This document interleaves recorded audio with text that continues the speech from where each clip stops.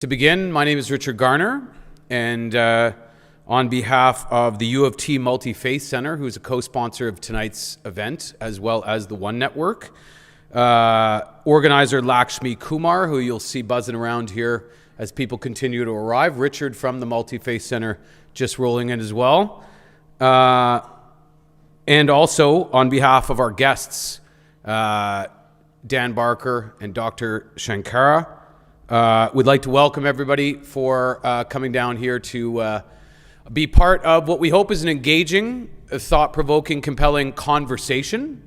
You'll notice we're probably going to try to steer away from the word debate as much as possible, although I think it'll ultimately be a debate. But we're at least in spirit, we'd like this to be as much of a conversation and a dialogue rather than two people, sort of attacking each other and defending positions. So in the spirit of open-mindedness and dialogue, I think our two participants tonight couldn't agree more that there's probably room for some dialogue rather than debate. And I know that the Multi-Faith Center also shy away from the word debate and opt for dialogue, and I think that's what we're looking for tonight. So you'll notice that the sort of umbrella subject matter tonight is science and God, friends or foes.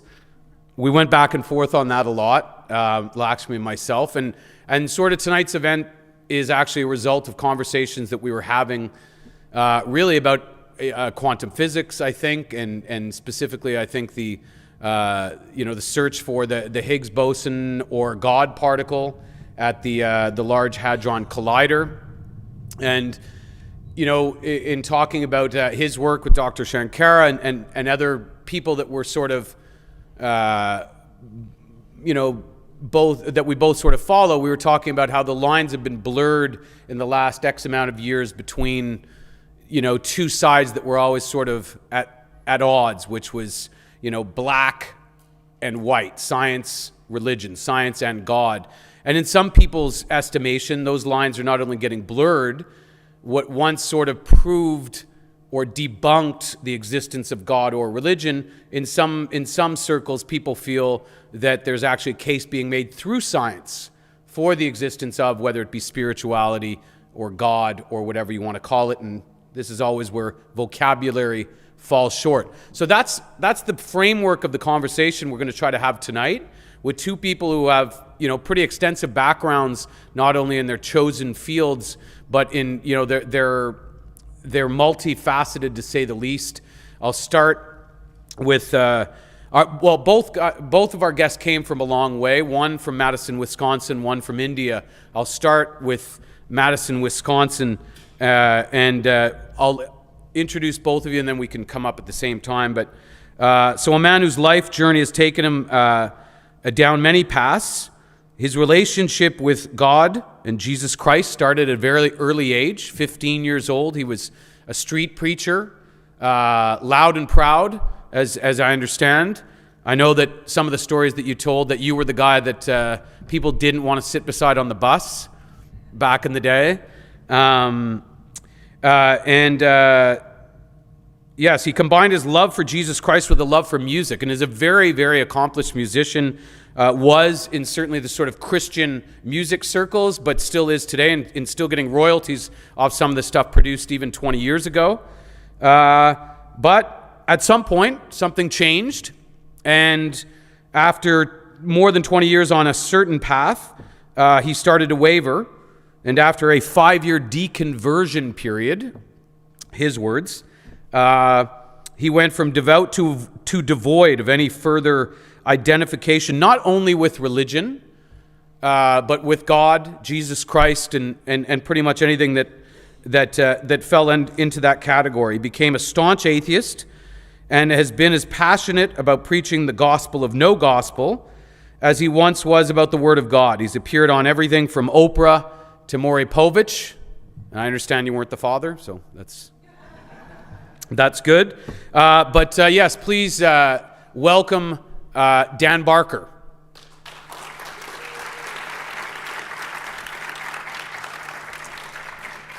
And as mentioned, our other guest for tonight's esteemed panel, also came from a long way and has actually been in Toronto for about a week. Is going to be traveling to Chile, to Mexico City, and Brazil on this particular trip, holding workshops about self-realization, and has a long history as well. And obviously, if you're here today in this particular context, your life has taken many turns.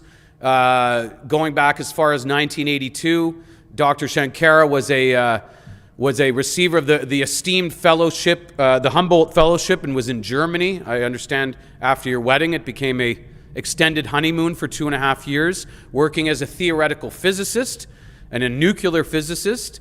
Very few people can actually say that. And always a spiritual man, has actually been a devotee and studied under people like J. Krishnamurti in India and other masters, but got a calling, if you will, and I'll let Dr. Shankara expand on that, and has devoted the last 12 years of his life to researching, among other things, Vedic astrology, and is an esteemed Hindu spiritualist who can speak about many different subjects. And you'll all get a sampling of that tonight. So let's welcome to the stage Dan Barker and Dr. Shankara.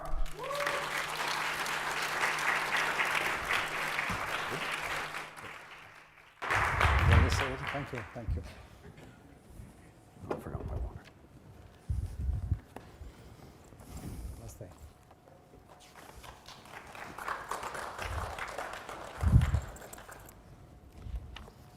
So how does it? Yeah, mics work. Yes. 1, 2, 3, 4, 5. 1, 2, 3, 4, 5. Perfect. So yes, those are the intros, and like we said, we're going to have a dialogue tonight. We're kind of set up like we're in the living room. But before we get started, I know it is part of the sort of more traditional debate format. Opening statements are usually what we call them, but let's just say we'll start with each of our guests tonight just giving you a little background on themselves, why they're here, how they got here, and what they're all about. And Dan, why don't we start with you? We were sitting down front together before, and I had my coffee, and Shankara asked me, "What are you drinking?" I'm saying, "This is coffee. This is my religion." and he turned to me and he said, "My religion is hot chocolate." Problem solved. So here we go. So we know we have a direct quote from the master, or whatever you call yourself. Hot chocolate. I guess that could be another debate, right? Yeah, phase 2 of the debate series, hot chocolate versus coffee. So, well, thank you all. Thank you, Richard and Lakshmi, who did all the work. And Richard gets all the credit because I've communicated mostly with Lakshmi. And wherever Elsa is, thanks for the drive. It was really a pleasure to be here. And as you know, I'm an American. I'm from Wisconsin. Don't hold that against me. I am a true American in the sense that my father, and therefore I, belong to a Native American tribe. We're part of the Lenape Indian tribe, which used to own, we're a very smart tribe of Indians. We sold Manhattan to the Dutch for $24. So my brothers and I want to go back and get it back.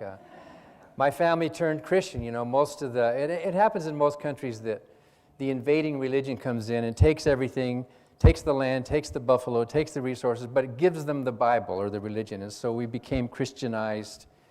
And something like that happened in your country, you know, with the British and all that. But and so I was raised Christian, and I thought it was the most wonderful. I was so lucky to be born in the right family, the right religion, the right time of history, because Jesus was coming any moment, according to the Bible. I was so lucky to have been born into the truth, into the true culture of the truth. And I preached for 19 years before I finally changed my mind. And am now absolutely convinced there is no good reason to believe in a God. None. There's no good evidence for a God. There's no good argument for a God. There's no coherent definition of a God. There's no agreement among believers about the nature or moral principles of this God. There's no good reply to the problem of evil. And there's no need for a God. Millions, hundreds of millions of good people on this planet do not believe in a God. And we live happy, moral, productive lives, meaningful lives, peaceful, joyful lives, lives of emotion, lives of purpose, lives of love, lives of family, without the belief in some supernatural ghost or spirit or whatever we want to call it. But as I was saying about my Native American heritage, we were on this continent at least 12,000 years ago, maybe 15,000, a long time, long before Hindu civilization, as you know it, even was thought of. You know, Jyotisha goes back to maybe 2,000 years or 1,500 years, whatever. And just suppose I were to tell you that one of my Native American ancestors was talking through me and said, Shankara, my name is Sukalan Ahas. I existed thousands of years ago. I am the person who created Shiva because the world has a problem. I created Shiva. And I also created the other gods. I created Ixtaccíhuatl and Quetzalcoatl, and I also created Tyr and Odin and Thor and Frigg, and I created, you know, Tuesday, Wednesday, Thursday, Friday. I created all these gods because the world is sick. The world has a malady. The world has an illness, and I needed to create these gods. And for the Indian subcontinent, I created a god called Shiva, who is to be your guide to get to, what do you call it, moksha? To go to that. So that you could be guided out of that illness. Maybe that explains why Columbus called us Indians. You ever thought of that? You know, he mistakenly called us Indians. So we are both Indians in a sense. The reason I created Shiva was for your benefit, so that you could take this journey to the top of the mountain. But what you don't know, and what Hindu civilization doesn't know, what Shiva doesn't even know, that's only half of the journey. It's just the half. You get to the peak to total abnegation of self. You get to that place where you've totally surrendered and emptied yourself of yourself. You get to that peak, that's only half the journey, Shankara. There's the other side of the mountain. You can come down to the other side, full circle, and discover what your true nature is, the real truth, for those who have eyes to see. The real truth of reality is that you are an animal. I am an animal. We are, as you write in your some of your writings, puny biophysical organisms, which is a compliment. We are indeed puny biophysical organisms, and that is wonderful. That is enough. That's more than enough, because it's who we truly are. And when you pass that point of enlightenment, and when you get past over that peak and you come back down, you're going to arrive full circle and stop denying your true human nature, stop pretending that there's something transcendent, stop imagining that there's some illusion or delusion of a transcendent world, and rejoin the human race as the animals that we are, the proud, glorious, puny animals that we are. And for those of us who don't believe in a God, we don't need to make that journey. It's because the world is sick, as you say. The world has been infected with an illness that needs to be cured, and that illness that has infected the world is religion. All over the planet, on your subcontinent, in Europe, in Africa, all over the planet, this religious idea has infected our species with this malady that we need to be cured from. And you will be once you pass that enlightenment and get out of yourself to see yourself from a new perspective and see that we are animals. We are biophysical organisms. So you will be purged of that religion when you get to that point. So since I created gods, since we animals created the gods, we can uncreate the gods and rejoin our true human nature. Okay, now, that's a joke, okay? That didn't really happen. I'm not really saying that, right? But do you believe it? Do you think it was true, what I just said? Do you think there's some merit to this message from my ancestors to you? You're suggesting certainly a certain stand in philosophy. You are paving the ground for your debate. But do you believe that story, yes or no? I do not believe that story. I have a different version of the story which I will present as I begin to talk. Well, good. Well, that's good. I'm glad you said that, because you'd be crazy to believe that story, right? You do demonstrate that you are, and I'll finish my opening in just a minute, You are a skeptic when it comes to my story. You are correctly scientific and critical when it comes to analyzing the story that I just told you. I'm glad you're smart enough and scientific enough to express that skepticism and that doubt to that crazy story that I just told you. By the way, could be true, you never know. I mean, really, it couldn't it? It could be true. Maybe I'm telling you that it's a joke so that I'm hiding the truth from you. But in any event, I applaud you. I congratulate you for having the intelligence, the scientific integrity to be skeptical of the story that I just told you. And I'm sure you will understand that for the very same reason, I am skeptical of the stories that you believers tell me. For very good scientific, critical, observational reasons, because they cannot all be true, all of these stories. They can all be false. So tonight's debate, is there science and God, friends or foes? It's a little bit of a misleading topic, Richard, because it assumes that there is a God. You're right? It assumes that is God and science a friend or a foe? It assumes that there is a God. Well, I think we were looking for the idea of science versus the idea of God, but sure. Yeah. I mean, there was no presupposition necessarily that there is a God, but certainly, to your point, we're at this place where, you know, since the Age of Enlightenment, science disproved God, and there are people arguing today that might not be the case. I'm not arguing with the topic. I'm just pointing out that there's an assumption buried in that there is actually a God who could be a friend or a foe to science. Fair enough. Many people are convinced that science indeed has disproved God, because if a God existed, the universe would be different than if a God did not exist. And one of the ways that science has disproved God is through repeated tests of astrology, including Hindu astrology. When Hindu astrology predictions are put to the test, they do no better than random chance. When you take all of the tests, in fact, you know the big study out of Pune that happened in 2008, you know, with Narlikar, you know that study that happened?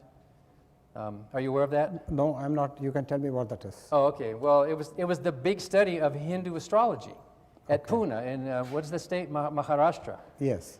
And 27 astrologers, Hindu astrologers, with average of 14 years experience each, volunteered to say, okay, we have the truth, we are making these horoscope predictions.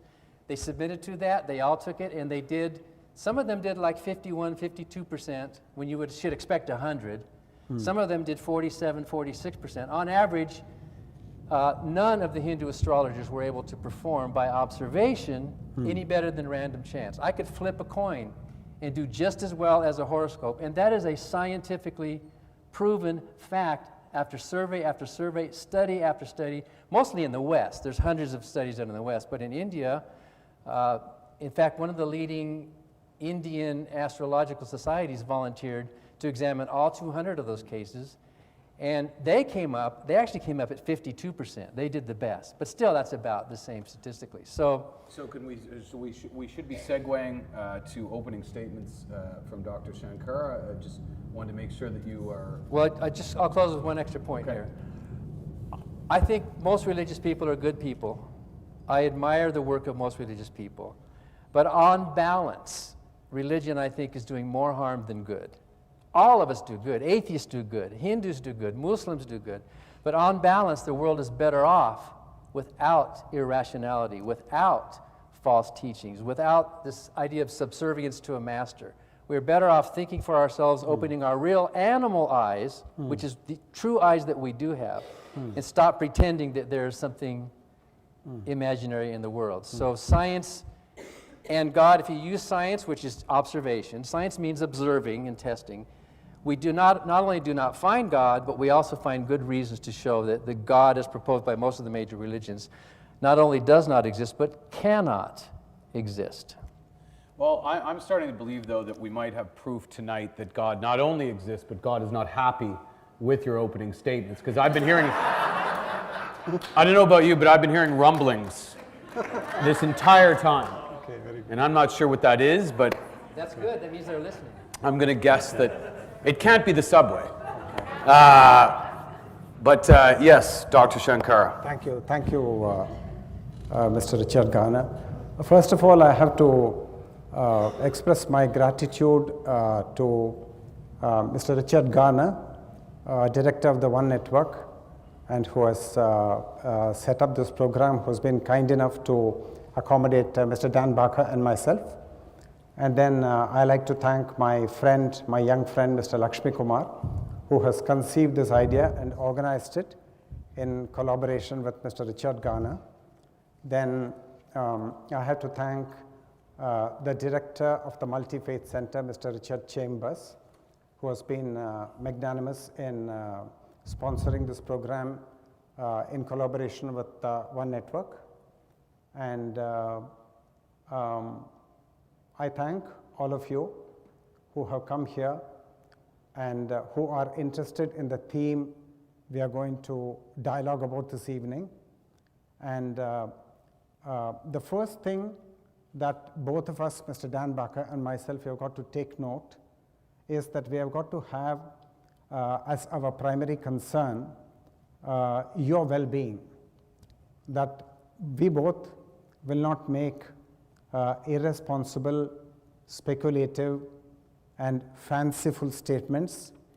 We have got to be very precise and focused and sharp in our thinking, and if possible, carry you forward in the dialogue, giving you ample space so that you think along with us, you examine the thesis that we present, and you arrive at a conclusion which appears legitimate and correct to you.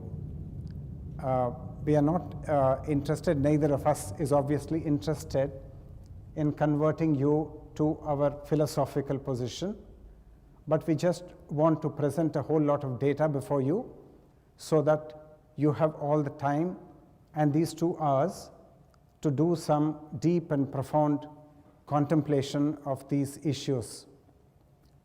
Now, I'm also indebted to my former host, the Bharati family, and to my present host, Mrs. Vijaya Charan Kumar Bomireddy and Mr. Charan Kumar Bomireddy-Palli, and also Ms. Vasugi Paramasivam, who has been helping us a lot to get going with these programs. My thesis will be, actually I'm here sitting in this chair not because I had a desire to debate with Mr. Dan Barker, who has arrived at the inferential station of atheism.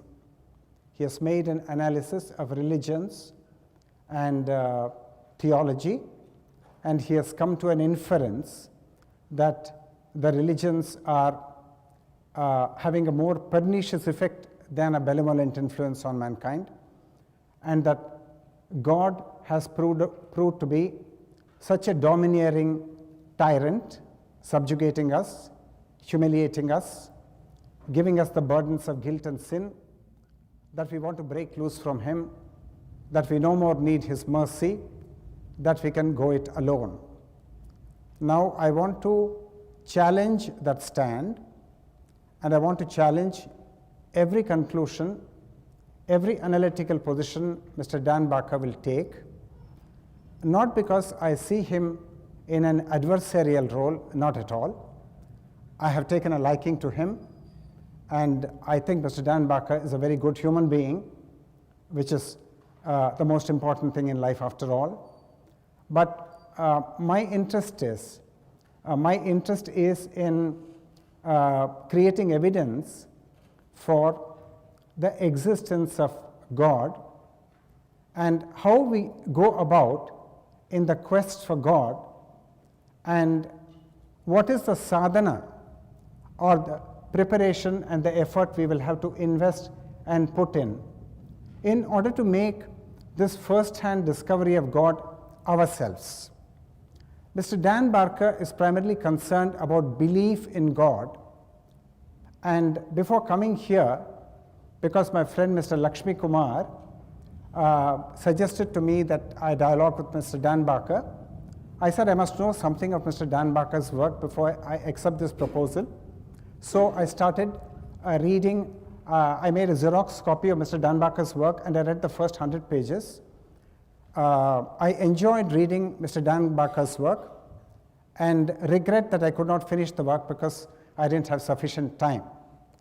And I consider him to be a very truthful person, and as he explains in his book, he loves truth, he loves intelligence, he loves analysis, and these are the three main lights in his life, and which is the reason I agreed to dialogue with Mr. Dan Barker, and my position will be made clear as this dialogue unfolds. My intention is to place before you evidence and a philosophy of life and a theology of life and a path to God realization that each of us will have to check out and work out for yourselves. I want you to be aware that when I first got this connection to God, I was in a state where thought was minimally active. This was in the year 1973. And I consciously refrained from using the word God for 8 years. All my friends at the coffee table would discuss God through an intellectual debate, and I would be silent. I had a direct first-hand experience of God, but I would not bring it to the tea table. I would not make it a point of intellectual debate, because it became clear to me, unless each one has this experience and this conviction and this inner journey, nobody, not even God, can convince you that you deserve to go on that path, that you ought to go on that path, that it will be salutary for you to go on that path. Nobody can convince you, not even God. So this happened to me, and the man of God in India, generally, he will not say that he is a man of God. And in that sense, the statement I'm making that I had this experience, I would not normally make. But in order for you to get a clear idea of where I'm coming from, I am revealing certain facts about my life from you. Now, if you ask me, the God that you touched base with, can that God convert this planet Earth into the planet Jupiter? Then I like to tell you straight away that my God will not be able to do that. My God has performed a number of marvelous, what you call miracles, and this is a connection and a communion. Each of us will have to come upon, work on, and discover in the sanctity of our hearts. It's not even a thing to be spoken about. And Mr. Dan Barker, as I see, because I read the first 100 pages of his book, I want to first of all salute him for being a very heroic individual in having shrugged off religious authority, which was proving to be more a curse than a blessing. Because that religious authority had given him a huge burden of guilt and sin and never gave a nice feeling about himself. So he felt disappointed by the second coming of Christ. He felt belittled.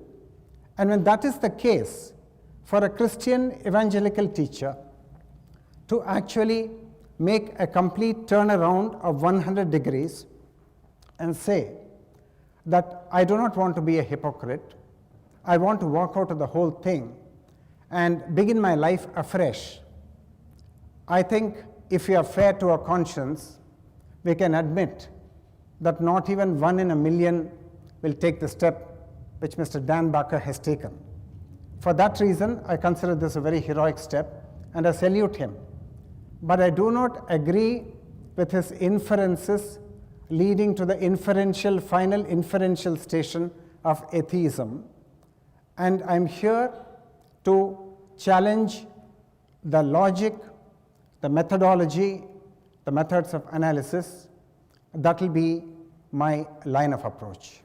Okay, and that's maybe an opportunity for me to interject here and And obviously what we're talking about here, it's not a small issue. As we all know, it's hard to get consensus with 4 people ordering a pizza, let alone we're talking about the most, important question that will ever face humanity. So I don't think anybody's silly enough to believe that we're going to walk out of here tonight with an about-face 180-degree turn on wherever we started. Unfortunately, that happens very seldom. But one of the things I'd like to try to clear up from the outset, and to keep the train on the tracks, so to speak, is the issue around semantics, God and religion. Because I think one of the things you're implying is that the history and the legacy of Dan Barker's background is that his deconversion was from, first of all, Christianity. So not God, but a particular sect of religion, and that the problems and ultimately the stance is versus the institutions of religion. And I know from talking to you outside of here that there's a big separation for most people, or for some people, between whether it be quote-unquote God, and for some people that word doesn't work. Whether it's the source, whether it's the unified field, as Einstein talked about. But as far as if somebody was to ask you, is your position as an atheist more about and more against the institutionalized religions of humanity, or is it specifically and singularly versus the idea of a creator? Well, in my case, it was purely the intellectual question of whether a God exists or not. The Bible was a big part of that. I first had to climb out of that hole. And I'm not opposed in principle to the institution of religion, because I think some religious institutions are doing good work. Mm-hmm. I think they're doing good humanistic work, although a lot of them are not. A lot of religions are basically divisive. They're creating an unnecessary source of social conflict in the world. By the way, I don't think the question of God is the most important question facing our species. I think there are more important questions like overpopulation, perhaps. The question of God for us atheists is not that big of a question anymore. Sure. But it'd be like, what is your position on the flying spaghetti monster? Make up your mind, you know? I mean, it's like, to those of us who don't believe anymore, it's almost like, well, what do you think? Was the big bad wolf a good character or not? Well, it's a character. Mm-hmm. So in our minds, God is a character in a story. Mm-hmm. God, friend or foe, right? And so you can judge that the big bad wolf is a bad character without admitting that that character actually exists in reality. It's a story that the human race tells each other. But for me, the process, it was not emotional, and it was not as much as you characterized that I was angry or disappointed, you know. I wasn't so much disappointed. I was surprised to realize, oh, Jesus is not coming again. All generations of Christians have preached the second coming and Jesus is coming soon. Even in the Bible, Jesus told his disciples, some of you won't die until you see the kingdom. But you say, but in all honesty, like as objectively as a robot, can you say that there was zero emotion in that transformation? I mean, you're talking about you committed your life to something for a long period, to the point where you were advocating as strongly as anybody to find out any human being that feels betrayed by some belief. There's usually some component of emotion there. But the emotion, of hurt. You're right, but the emotion was a reaction that came later. The emotion was not a reason. It wasn't like, oh, I'm so mad at how the church treats women or how it discriminates against gays. Mm-hmm. There was none of that. I just wanted the pure question. Later, though, when you're trying to rebuild your life, imagine yourself abandoning Hinduism and telling all your friends and family, it's false, it's a lie, I don't believe it anymore. You might be strong in your conviction, but the social and the emotional impact of your decision would be something hard to deal with. So yes, the emotional part of it was afterward. Now, how do I restructure my mind after years of saying, hallelujah, thank you, Jesus? So that was a tough thing, but it was not a reason. Mm-hmm. And for you, Dr. Shankara, when you hear something like that, in terms of the background and when we talk about God versus religion, do you believe that atheist position, as you talked about, arriving at that position of Right. atheism, is clouded by that sort of semantic problem between those two things? Yeah, there is a problem of overlap, all right, but first I'd like to cover some ground about fundamental principles. Sure. Now, we are talking about religion, and it is a very loaded word. Now, there are the religious institutions which give us a taste of what religion is supposed to be and what it is in reality. Then there are the holy books of a religion which give us a taste of what the religion was and what it currently is. Then we have a taste, more significantly, of what the religion is all about from the lives of the saints and the sages who actually contributed to the religion and who are in fact the lifeblood of the religion. And then there are also a lot of ordinary men and women who belong to religion, who are not big prophets and not anointed saints and anointed sages, but who are functioning like so-called limited human beings. And if we look very closely at them, then we may be inspired that their faith in religion and their anchorage to religion has been an exemplary thing, a salutary thing for themselves and for all the other people with whom they are tied up by the bondage of destiny. So we have got to look at religious institutions, we have got to look at the holy books, we have got to look very significantly at the lives of the saints, the sages, the mystics, the masters, the prophets, and we also have to look at ordinary men and women who are not making tall claims, who are leading their lives in a very simple way, and who are very good, and who are inspired by the religious teaching, and who live good, honest, pious lives which impact beneficially on all their fellow men. So we have got to look at all these areas the moment we use the word religion.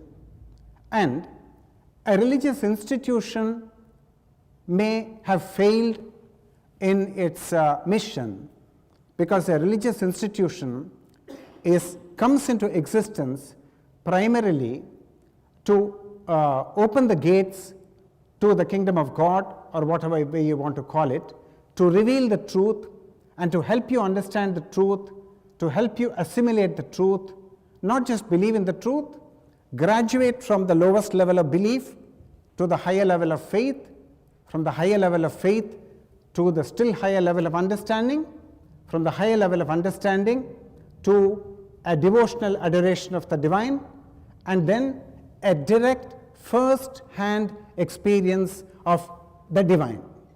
So it's not just one level belief.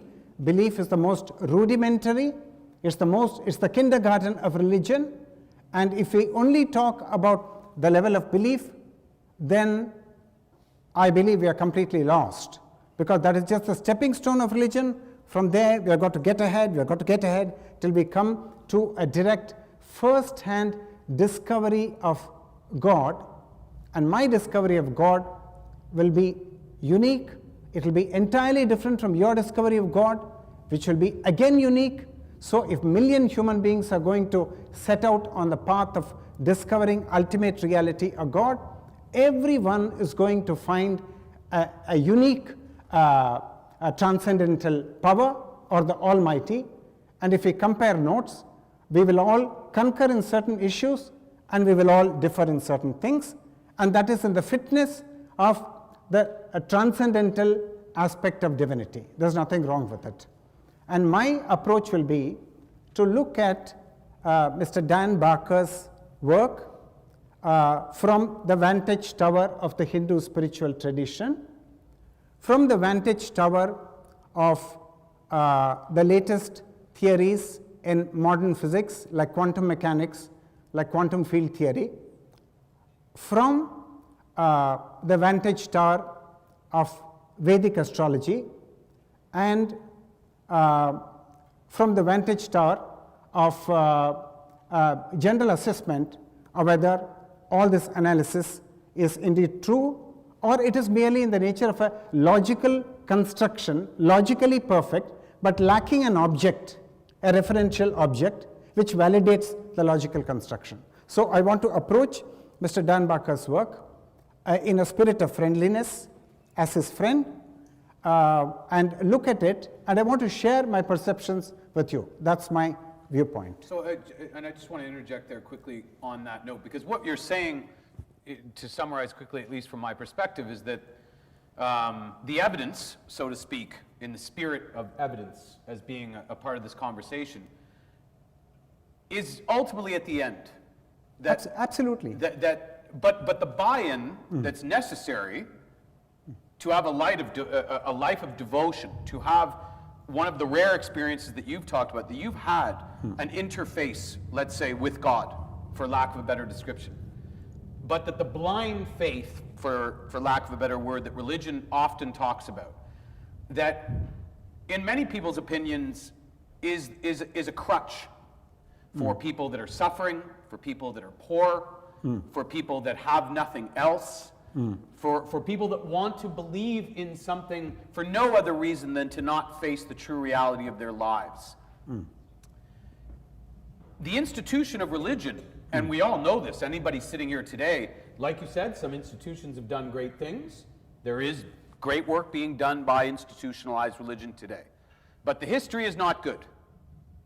The history is bloody, the history is ugly, the history has been divisive, and the history has been manipulative of that blind faith that people are being asked to have, in some cases that are beyond reproach. How do we reconcile that truth and still expect somebody who's seen the evidence, quote unquote, of the legacy of institutionalized religion, and still ask that person to put that aside, to put everything aside, to put the lack of evidence aside, material evidence, and trust, whether it be you or a saint or somebody else, that interface with God is still at the end of the rainbow? You see, in Hindu India, the whole quest for God is a matter of a lifetime's journey. You don't do this as a summer crash course. Attend a spiritual retreat of 2 days or 7 days, probably attend it 10 times in your life, and then you think you've got a master's degree in God realization or something like that. Nothing of that sort works. So, first of all, we have to be very compassionate.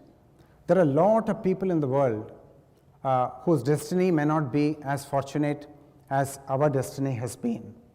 So, if our destiny has been very fortunate, and we have very strong intellectual powers and emotional powers, then probably we could have run our lives without at any point making a reference or seeking an anchorage in God as a refuge and as a shelter. But we have to reckon with the fact that there are millions of people in this world whose lives are very painful, very sorrowful. They know not where to turn. The governments are not helping. Their own families may not be helpful. Nobody to help them.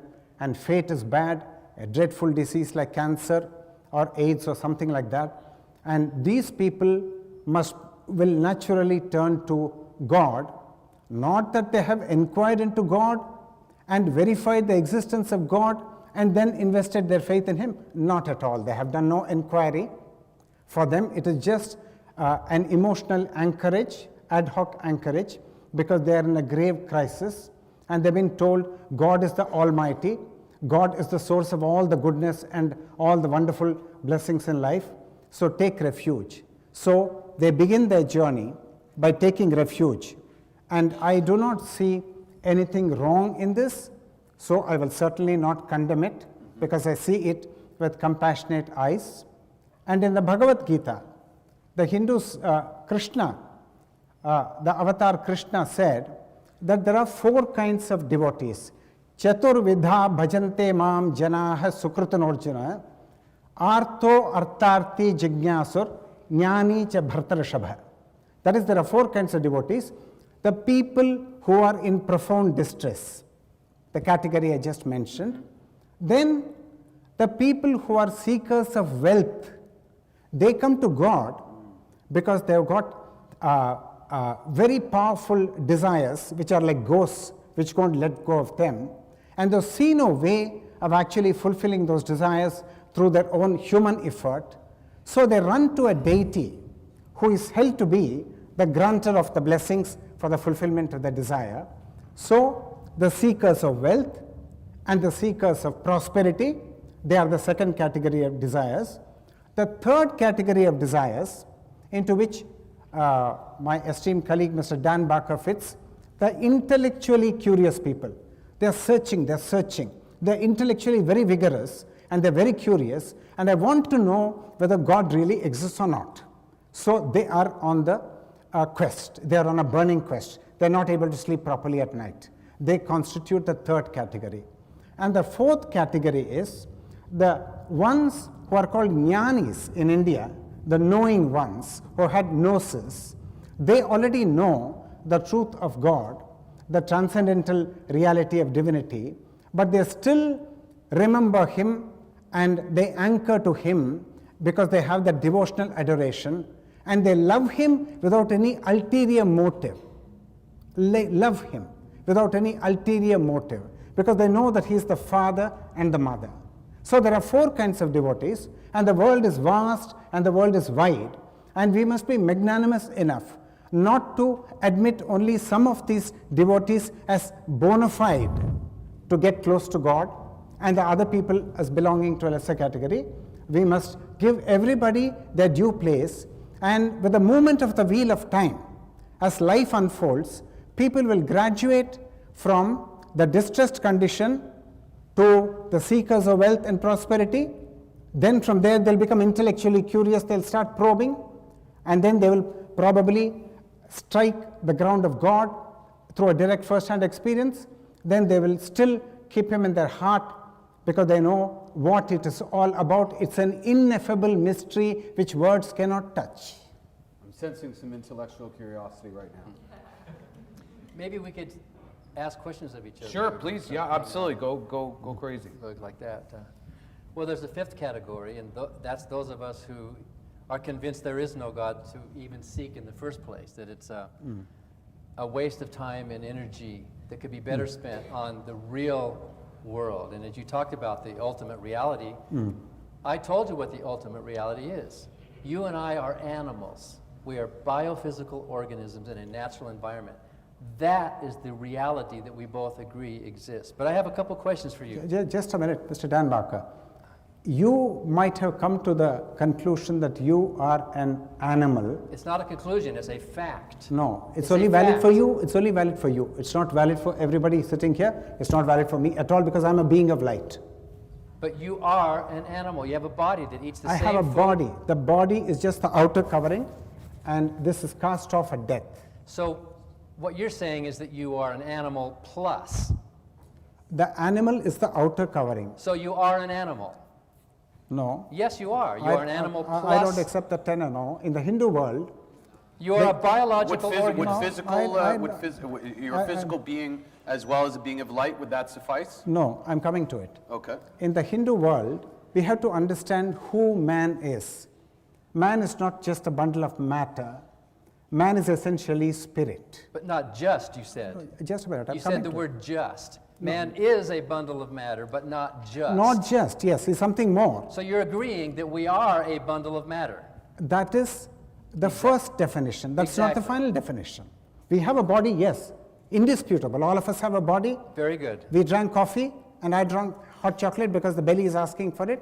So that is conceded. And in that sense, we are animals. Maybe you think there's more. There's more, of course. Okay. Of course. Well, that was my point.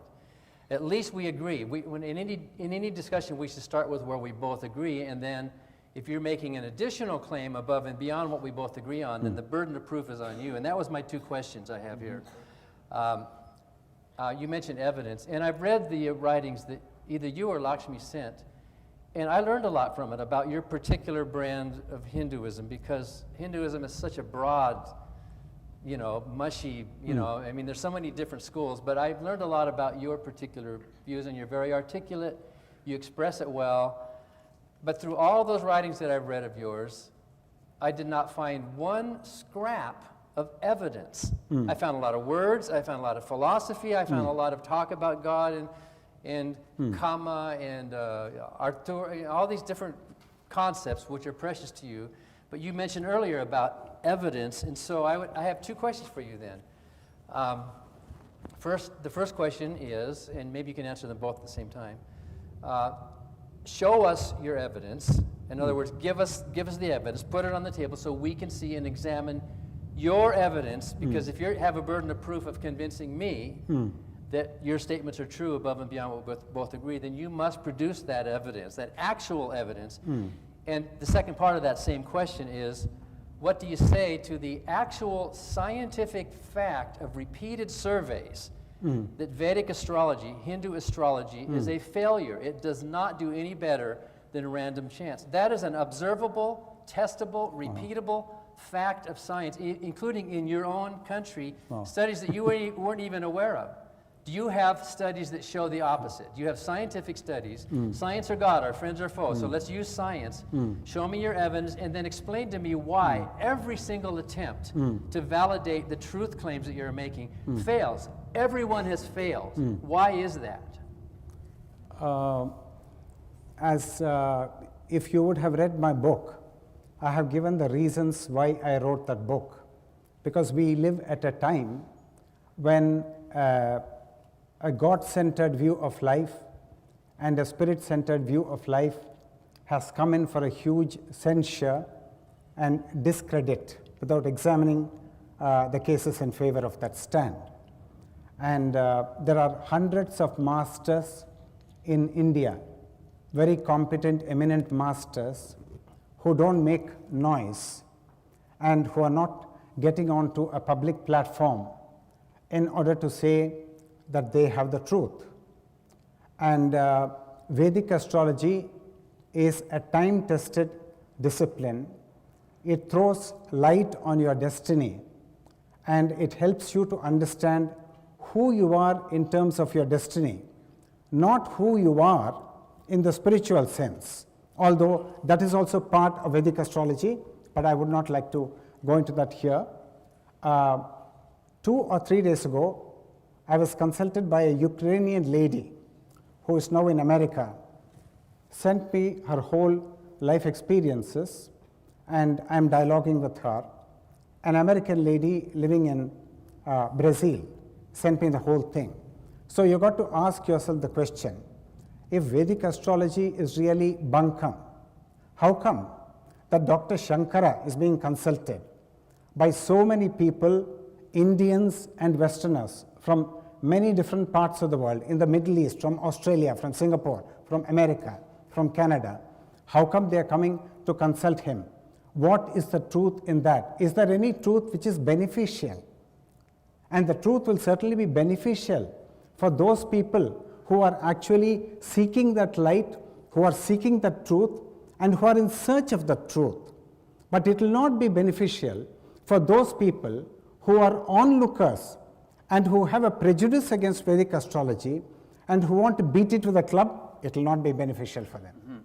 Well, and I want to use this opportunity to also shift things a little towards, again, what we were talking about at the onset of this dialogue, which is the matter of science. And I'll paraphrase, because one of the problems that not one of the problems, the biggest problem in this conversation or any of these types of conversations is the deficiency of vocabulary. People don't cite it enough. It's just like, so when you say evidence, what the actual definition of evidence for most people is material evidence. And if your basis and foundation for a point is that there is an entire existence beyond the material, and that the evidence that you understand for your interpretation of your position lies in there, well, that's a non-starter for a good part of the world. If I can't, then it's not evidence. And so that's the intangible, let's say, is harder to believe. But then so, don't you see, Richard, then that anything goes? Exactly. Anybody can say whatever they want. So that's where I'm going, actually, is that it makes it difficult because what you're asking people to believe is the abstract, the quote-unquote non-provable, which is, again, why I want to bring this back to science. Because at the apex of this particular discussion, I think we'd all agree, are some people who have accomplished more and and although the intelligence of the two people sitting here is at the highest percentile on this planet, but men like Einstein, and again, I was going to paraphrase Max Planck, who, when receiving the Nobel Prize for Physics for his work on the atom, and I'm paraphrasing, said that, you know, as a man of science who has devoted his entire life to the research of the atom, I can come to one conclusion, to the research of matter, I can come to only one conclusion. There is no matter. The atom is empty, and the only thing that I can surmise scientifically is that there is an underlying intelligence, intelligent design, that is at the foundation of everything that exists on this planet, and this is where he coined the phrase, the matrix. And so this is my point, when the only out, it seems, for these intangible, non-material arguments that are sometimes made on this side seemingly get supported when you start to get into things like the unified field theory, or these types of things where, at least from a scientific perspective, because quantum physics doesn't make sense in the material sense. It's literally an abstraction. You can be here and there at the same time. So it gets into a world that's closer to here, and that's why I'd like to know your position on when we get subatomic, where things get crazy, as Einstein talked about. Is that not a place to maybe re-examine these intangibles to see if, whatever, forget the word God, let's throw that out. Let's throw out source, whatever. That whatever some underlying field might be something that we don't understand well enough, but might have some source of creativity and intelligence. Well, it can't be intelligent.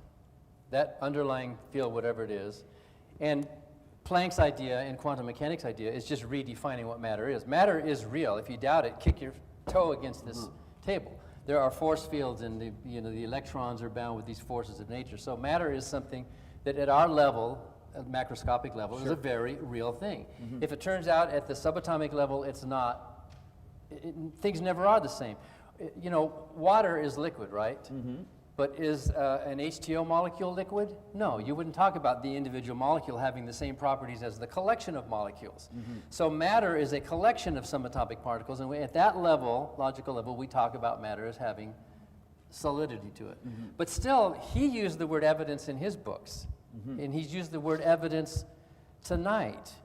And if he's going to argue for the truth of a proposition that there is some sort of immaterial world, and in your writings you go back and forth between, you don't seem too consistent. You say the spiritual plane, and then sometimes you say the spiritual sphere, as if there were a difference between a plane and a sphere, whatever that's supposed to mean. But your reply to my question did not actually give us any evidence, nor did you reply to my statement we are still exploring about science. What science is observation. Science observes. It builds models and tests them, and it either keeps them or discards them, right? And some models have been discarded. For example, the ether. The ether was considered a valid scientific model for many years, because if light is a wave, it has to propagate through something. So the word ether was invented until Einstein came along and showed that no, there is no, he proved it by observation. You remember that famous experiment with the eclipse of the sun, that there is no such thing as the ether. We still have the word ethereal, which means non-physical. So science is observation. Science is looking, testing. And when you do look with your eyes and with controlled double-blind experiments and test the claims that your religion makes, when you do that, when you use simple science, it's not rocket science, it's not astrophysics, it's just basic survey science. When you look at the claims of the predictions made by Vedic astrologers, they make the claims, you make claims. And by the way, your answer, the people contacting you, how many people have contacted you if it wasn't true, that's like asking, why do so many people buy lottery tickets, right? They're not all going to win, but they keep buying them, thinking that there's some value there. People are contacting you because they want to buy that lottery ticket. No, they benefited. They benefited. They benefited in some way. They're not going to spend their money for some tinsel show. Well, people buy lottery tickets, they benefit because No, they feel like they're there's no participating jackpot here for them to buy a lottery ticket. in the chance that they might win the lottery. What is the lottery here? There's no lottery here. What are you talking There's the about? lottery. There's no evidence for the existence of a God, and yet people are reaching up out of their situation, contacting so-called holy men, as if you have some kind of answers that's unavailable to the rest of us. So answer my question about the scientific fact of the failure of Vedic astrologer predictions. Please answer that question. Yeah, I'm answering. Vedic astrology gives you self-knowledge.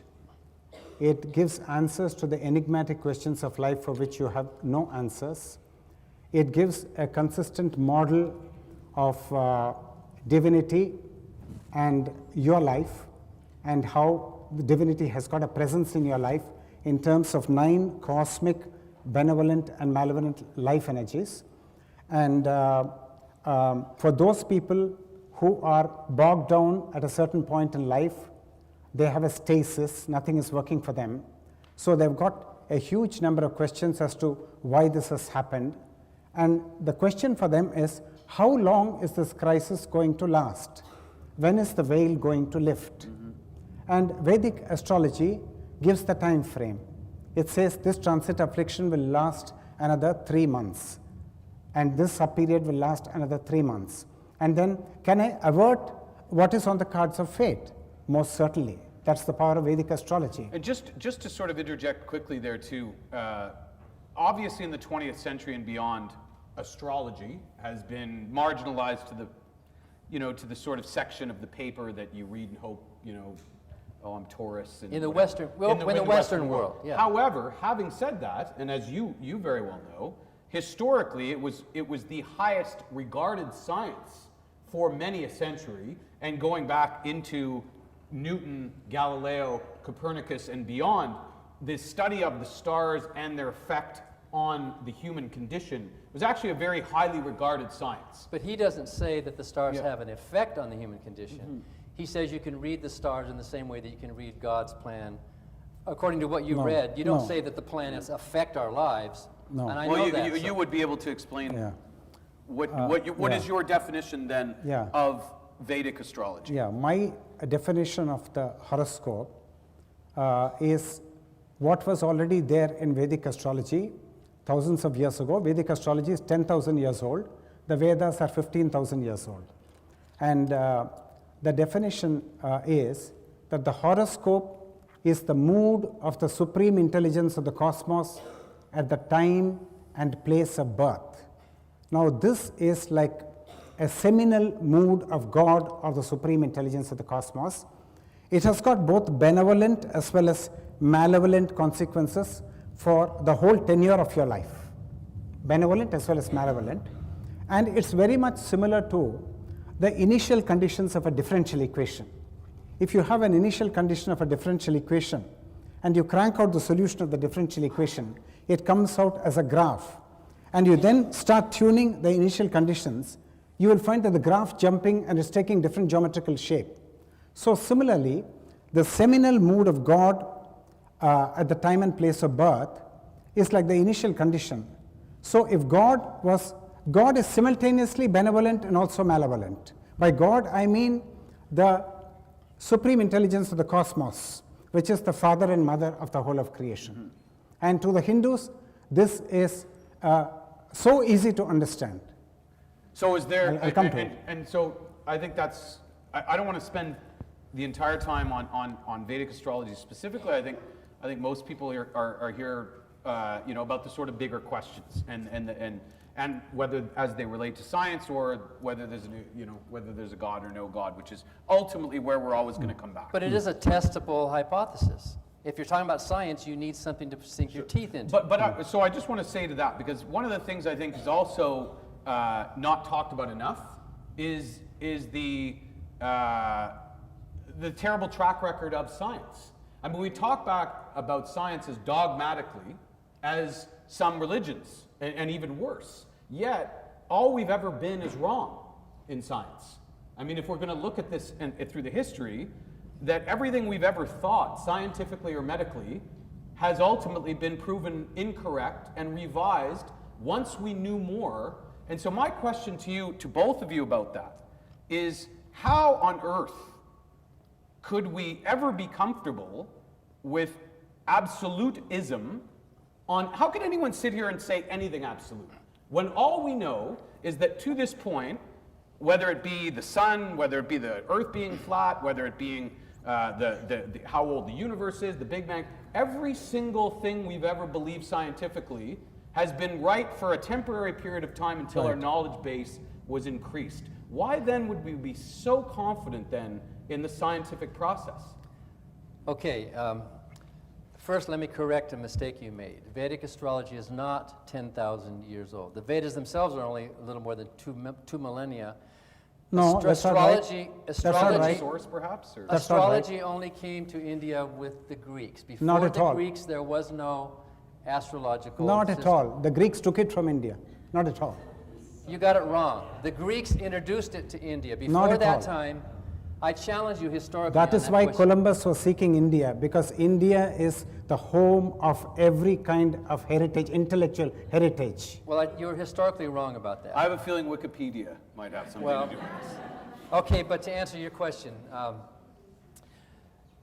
no scientist takes an absolutistic position on anything. Well, I would strongly disagree Well, with maybe that. okay, maybe three do, okay? But Sure. in general, what scientists do, and you know this, is they test a hypothesis or a model to a certain level of confidence. And when it gets up to, what, 95, 97, the repeated experiments, then they say, we're going to go with it. We're going to round it up. No one says we have 100% absolutistic or 0% either, right? In fact, no atheist would say there's a 0% chance of a God. We're rounding it down. Sure. So, but notice that when science is improved, how is that done? It's done with science. Science doesn't overturn as much as it builds upon. So Newton had a good idea, but it was incomplete. Science did not overturn Newton. Scientists said, Newton, you were wrong because it wasn't the whole picture. Science built upon with more science. Science is inherently self-correcting. Religion is not. But sir, that would be actually then the basis of my question. Is there a possibility, or could you be open to, if we're acknowledging that science is incomplete and we haven't seen the big picture, that at some point, through the revision of the scientific process itself, that it could ultimately reveal that, holy mackerel, as it turns out, there's clearly not randomness in this universe, and that it was completely designed at some sort of level. Could you foresee a time where science or you could see that being revealed as the final conclusion? Yes, every atheist that I know is open-minded.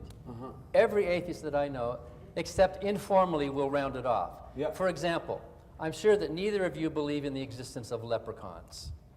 Although there's evidence for leprechauns, Yes. you can't disprove the existence. You know what leprechauns are? Yeah. I don't know. The little The Irish Lucky Charms, the little people in Ireland Magically with delicious. it, you know.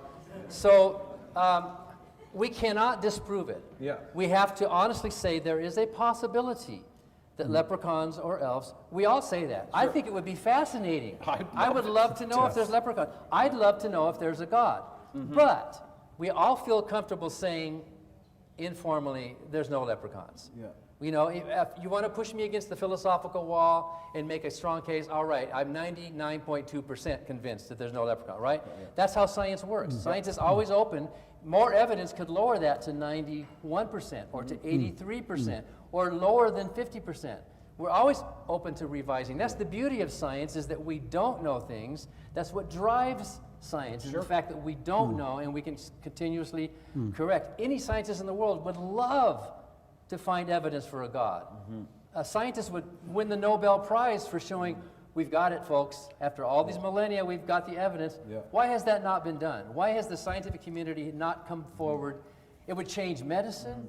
It would change everything if that were true. So far, the scientific consensus is that not that there's no God, but that there's not enough confidence even to think that we should even round any direction on the question. And for that, let's defer to an actual scientist too on that, and who also, again, Vedic astrologer, Hindu spiritualist, but let's not forget, a theoretical physicist. So you have been on both sides of that fence. Yes.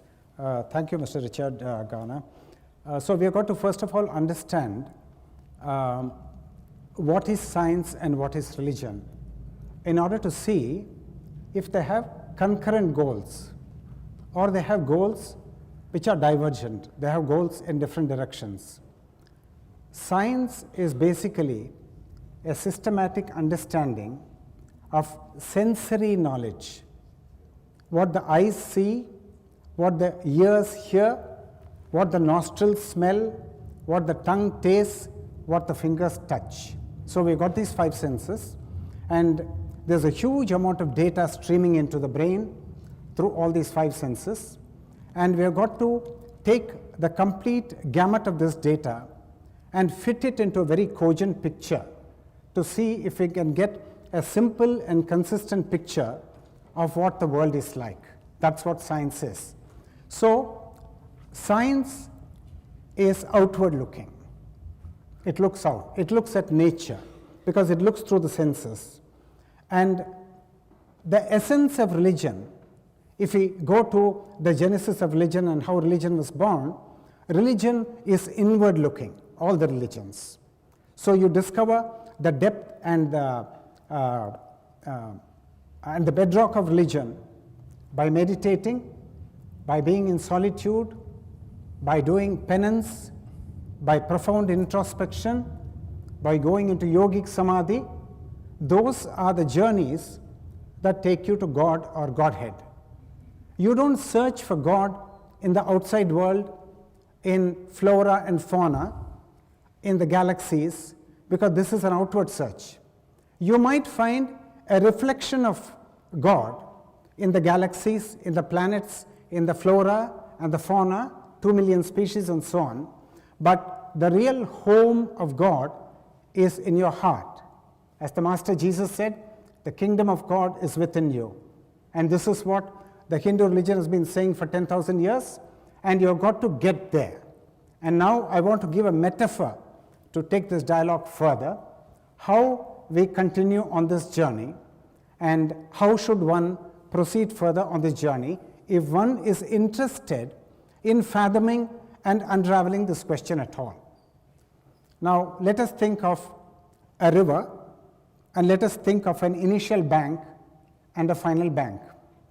And the river is the river of our sensory perceptions, our cravings, our anger, our delusions, all the obstacles which come in the way of going back home.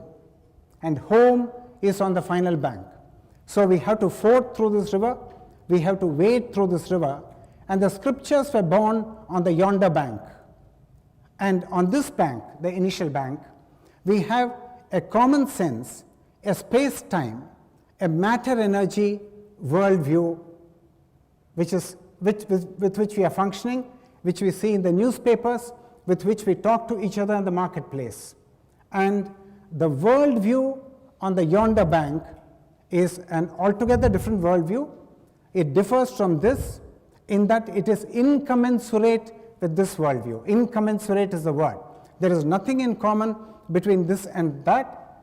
Thomas Kuhn, the author of The Structure of Scientific Revolutions, has used the word paradigm shift to describe the transition from classical mechanics to quantum mechanics, from Newtonian mechanics to relativistic mechanics, and from classical mechanics to quantum field theory. It's a paradigm shift. So you won't even understand the language. You won't, all the fundamental variables which constitute the substance of our conversation, they are wholly different. So you've got to learn the vocabulary, the new principles. And you can get that only by actually going over to that shore. Now, for those people who are actually not able to make the journey and go over to that shore, they have to begin the journey by believing, by having trust, and by having faith in the writings and the revelations which the mystics, the sages, and the saints have given us, because that is the corpus of every religion. And the religions are born on the yonder shore. They are not born from space-time perceptions. They are not born from perceptions in the workaday life. I'm going to my office one day and I saw God in the sky. That's not the thing. So one has to actually undertake this journey.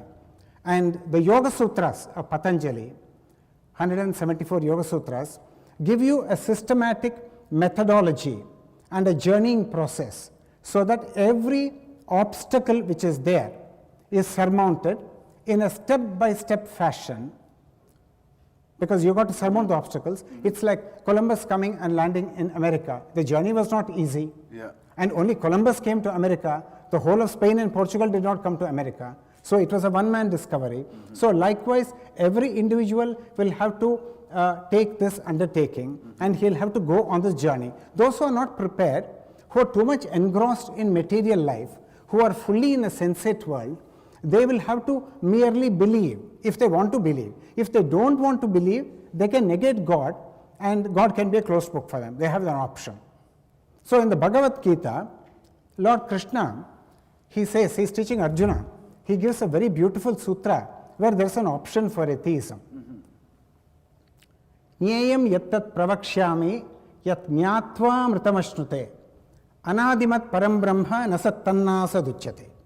That is, now I will talk to you about what is the goal of the human life, by attaining which you become immortal, you transcend time,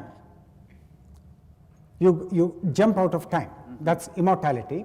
So when the body perishes, you still know that you have not perished with the body and you are separate from the body. And that source is Parabrahma. And what is the nature of the Parabrahma? You cannot say that it exists, and you cannot say that it does not exist. Two options are given. You cannot say that it exists. Why? Because I cannot take Mr. Dan Barker by the hand and say, Mr. Barker, please come with me, we'll go to Grand Canyon, and God is tucked away in a very small cave which nobody knows, which only I know, so please come with me, I will take you there and I will show you the face of God. Because this is not a demonstrable thing. Each one has to discover for himself through the journey which I mentioned, the yogic journey. Which is ultimately, it's interesting because it is chicken and the egg, and for a lot of people, it's okay. Well, why would I believe if I don't know? And so I can see the frustration in a straightforward thinking way. There needs to be, and this could be conditioning. This could be just how we were brought up, the lottery of birth, where we were brought, what we read, what our parents told us, as to why we might be more open to responding to blind faith. But I'm interested in your experience, and we're probably going to wrap in about 5 minutes and take questions, because we talked about you being on two sides of the fence as a theoretical physicist, as well as a Hindu spiritualist and a Vedic astrologer. But this trajectory that you've taken in your life, which I think Dr. Shankara pointed out quite correctly, is quite courageous, because you were as deeply devout a Christian as there could be, and yet you were able to see beyond that and are now as far on the opposite as you could possibly be. Is there any part of you that, whether you're lying awake at night, and I'm asking both of you actually, that, beyond the debates, it's 2 o'clock in the morning, you're looking at the ceiling, and doubt creeps in about the position you're in currently, and says, maybe, I don't know, is there Potter, was I right the first time, or does that ever happen? Is there still a percentile of doubt that exists about the position? And I ask you the same. That used to happen when I was going through that process, of course, because I was such a strong believer. Yeah. So you don't throw that away lightly, Sure. right? Today, that never happens. Although intellectually, I will be honest enough to admit that I am open. Yeah. Perhaps there are leprechauns. But you and I both know there's no leprechauns, right? So intellectually, I'll say perhaps, Sure. perhaps there is a God. But many of us know there's not. There's not a God. The evidence for God is not sufficient. To your analogy about the river, I'm on this shore and I'm looking over at that shore. This shore is my home. This shore gives me happiness. This natural world that we live in now, to me, it's beautiful, it's awesome, it's wonderful. I don't need some promise of something else above and beyond. I love being a puny biophysical animal in a natural environment. You wrote that as a put down, I think, that we're somehow more than just animals. Of course. There's about 1 billion people on this planet, hundreds of millions of people on this planet, who do not believe in a God and don't care. We're not looking across at the other shore. That, to us, that's somebody's imaginations. That, you know, and so I guess a question I have for you, besides pointing out that not all of us share that yearning that you think is so universal, the human race. We love this world that we have. It's real, it's tangible, and it's, you know, and of course there are concepts and there are, you know, we might talk about metaphysics, but it still all boils down basically to material world.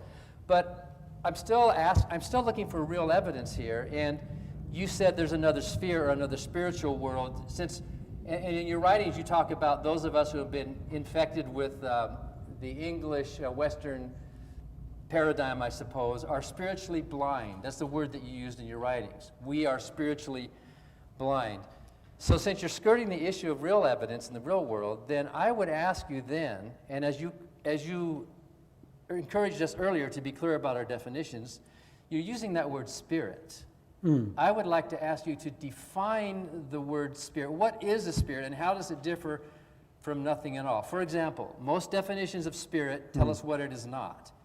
Yeah. Intangible, non-corporeal, ineffable, you know what I mean, immaterial, you know. So I don't want to know what it's not. I want you to tell me what spirit actually is. Like, what is the ether, and how would somebody be spiritually visionary or blind? What is the mechanism for gathering that evidence if you can't even define the word itself? That's so simple, Dan. Obviously, the spirit cannot be a piece of matter. It cannot be molybdenum or uranium. Now, you are that spirit, not as the body, go slowly, not as the body. Now, not even as your thought, because your thought is like a string which is wrapped around a central axis in your consciousness. The central axis is the I. But what is it? I'm asking what it is. You mean materially? No, even in any way, how would it differ from nothing at all? That is God. That I is God. But what is it? What is it? What is the ether? If you go can't slowly. demonstrate Go slowly. Now the question, what is it? What is this a soda bottle and what is this Edusho chocolate? Presupposes that you want it to be, you want the object of your search to be an object. But this is the supreme subject. It has always been the supreme subject. It can never become an object. Get hold within yourself from the time you remember clearly your life from the age of 3 or so, right up to your 60th year. Something in your life has never changed. That is the true Dan Barker. That is the true Shankara. That is the true Richard Garner. That is the true every human being that is timeless, that was not born, that will not perish, that is the Atma, that is the spirit. Okay. And that has to become clear to you. So before we go to questions, let me ask then, if we can describe this sense of the self, like Douglas Hofstadter has just tried to do in his new book. Exactly. If we can describe the idea of consciousness in the self in purely naturalistic terms, without referring to anything supernatural, and we can, yes we can, consciousness as the functioning of a biological organism, of a brain that builds analogies and models within itself. If we can do that without recourse to anything transcendent. Why would you want to describe it when you know what it is? Because you are that. But I change. When my brain changes, I change. Go slowly. Your thoughts change. You don't change. Yes, I do. I actually change. There's no central core to me. Okay, then wait. There is no central core that is changeless. Okay, no. Then you have not struck ground with a central axis. There's no central axis. Because the seeker in Hindu India is one who is in search of himself. Because the self is God. Well, and if you actually get at that self, and that self is like a slate, and every thought is a writing on that slate. Every feeling is a writing on that slate. And the self is a witness. For example, you have an emotion, you have a feeling, you have a thought, you have a perception, and you're aware of what has transpired in consciousness. A certain insight has come, and a certain perception has come, and you perceived it. You are the perceiver, and you cannot know the perceiver as an object. The perceiver is the final destination, and he has not changed from the time you were born. That's a philosophical position It's that many not. people disagree with, and is not evidence for the substance or the existence of a subject or an object that you would call a spirit. When you use that word spirit without defining it in any real ways, you may as well just say blah, blah, blah. No. You're not defining Go it. But slowly, I go would, slowly. I would say that's, I agree that this is probably subjective. Nobody's going to move off that particular position. But what I would say in finality of this particular conversation, again, sort of under the header of science and God, or not God, is those, and why, again, I think we were intrigued about this particular subject matter. Because the place that I've heard most of these abstractions, which I think we would agree are abstractions, and this is your main position about the lack of validity, tangibility, whatever it is, of these types of, you are the creator and the created, and these types of things which people cannot reconcile with, because you're saying you're black and white, up and down at the same time. And that's really the problem when you start to get into, as you said, the supernatural. But it's funny, because where I've heard these types of terms recently have only been in the field of science, when talking about string theory and talking about places where there is no time, there is no space, there is no end or beginning to the universe. It's always been, and even beyond the Big Bang, what was there before. And I don't think anybody would disagree that there can't have been nothing, because nothing is something. So it's interesting to me, that's why I find that there's this odd overlap here, because for a long time these things that were again seen as sort of the problem with this particular position were the abstractions, the up and the down, seem to be more prevalent these days, again, in quantum physics, string theory, etc. Do you believe, at least scientifically, that there is this place beyond the material where there's no beginning, no end, no time, no space? And if that exists, as many top scientists believe, is that maybe what, quote unquote, these people are talking about, and giving it names and giving it descriptions and sort of making it into a person or whatever it is, because there's no full understanding or grasp of what that is? They're putting a label on a question mark. It's the question marks that drive science. If there were no unanswered questions, we would have no more science. The beauty of science is that it can continue to address questions that are unanswered. It is intellectually irresponsible to simply jump to a conclusion. It begs the question to say, we have a misunderstanding or a lack of understanding at the present time about science, therefore God. Historically, we have seen those gaps close. In the north, they saw lights in the sky and they heard noises and they said, what is that? Before they knew anything about electricity or weather, they said, that's Thor. Or in the south, they said, it's Zeus. That's what some agency. But now that we have a better built upon understanding of weather and electricity, those gaps have closed, those gods have died, and your God will die when more gaps close. That's the history of science. As these gaps close, your beliefs, which you haven't been able to define, which you haven't been able to provide actual evidence for that we can look at, that gap will close, and we human animals are going to uncreate that God. That's my position. Yeah. As an individual, and you say that you are a mere biological, physical organism, you are entitled to any worldview of your choice. Now, that does not become a universal worldview. It just is your worldview.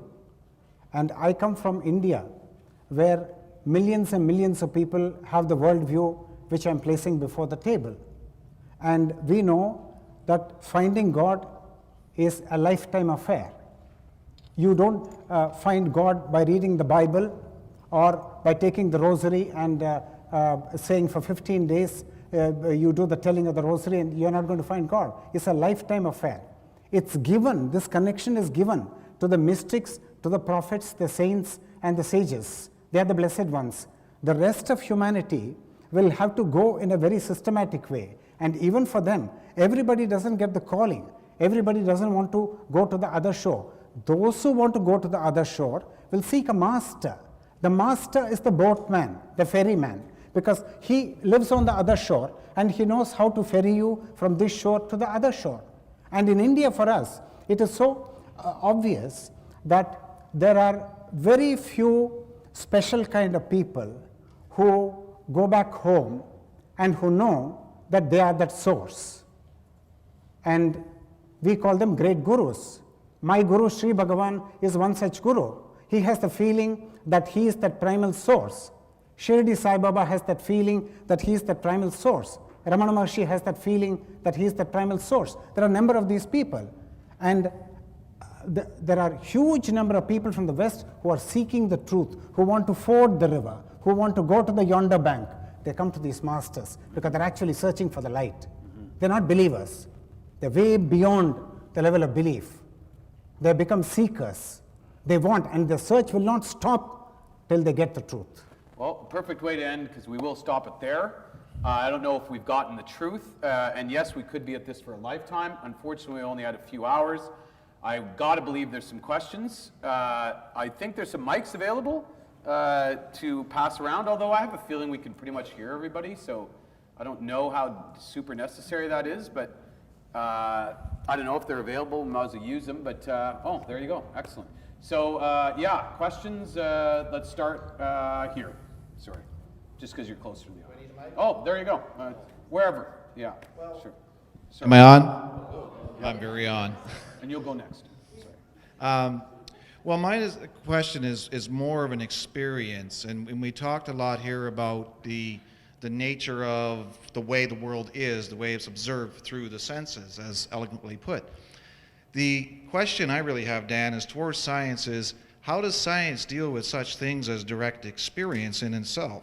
For example, with this particular person, myself, if you would call it that, at one point in time I was walking along down the street, kind of minding my own business, and the mind itself completely disappeared.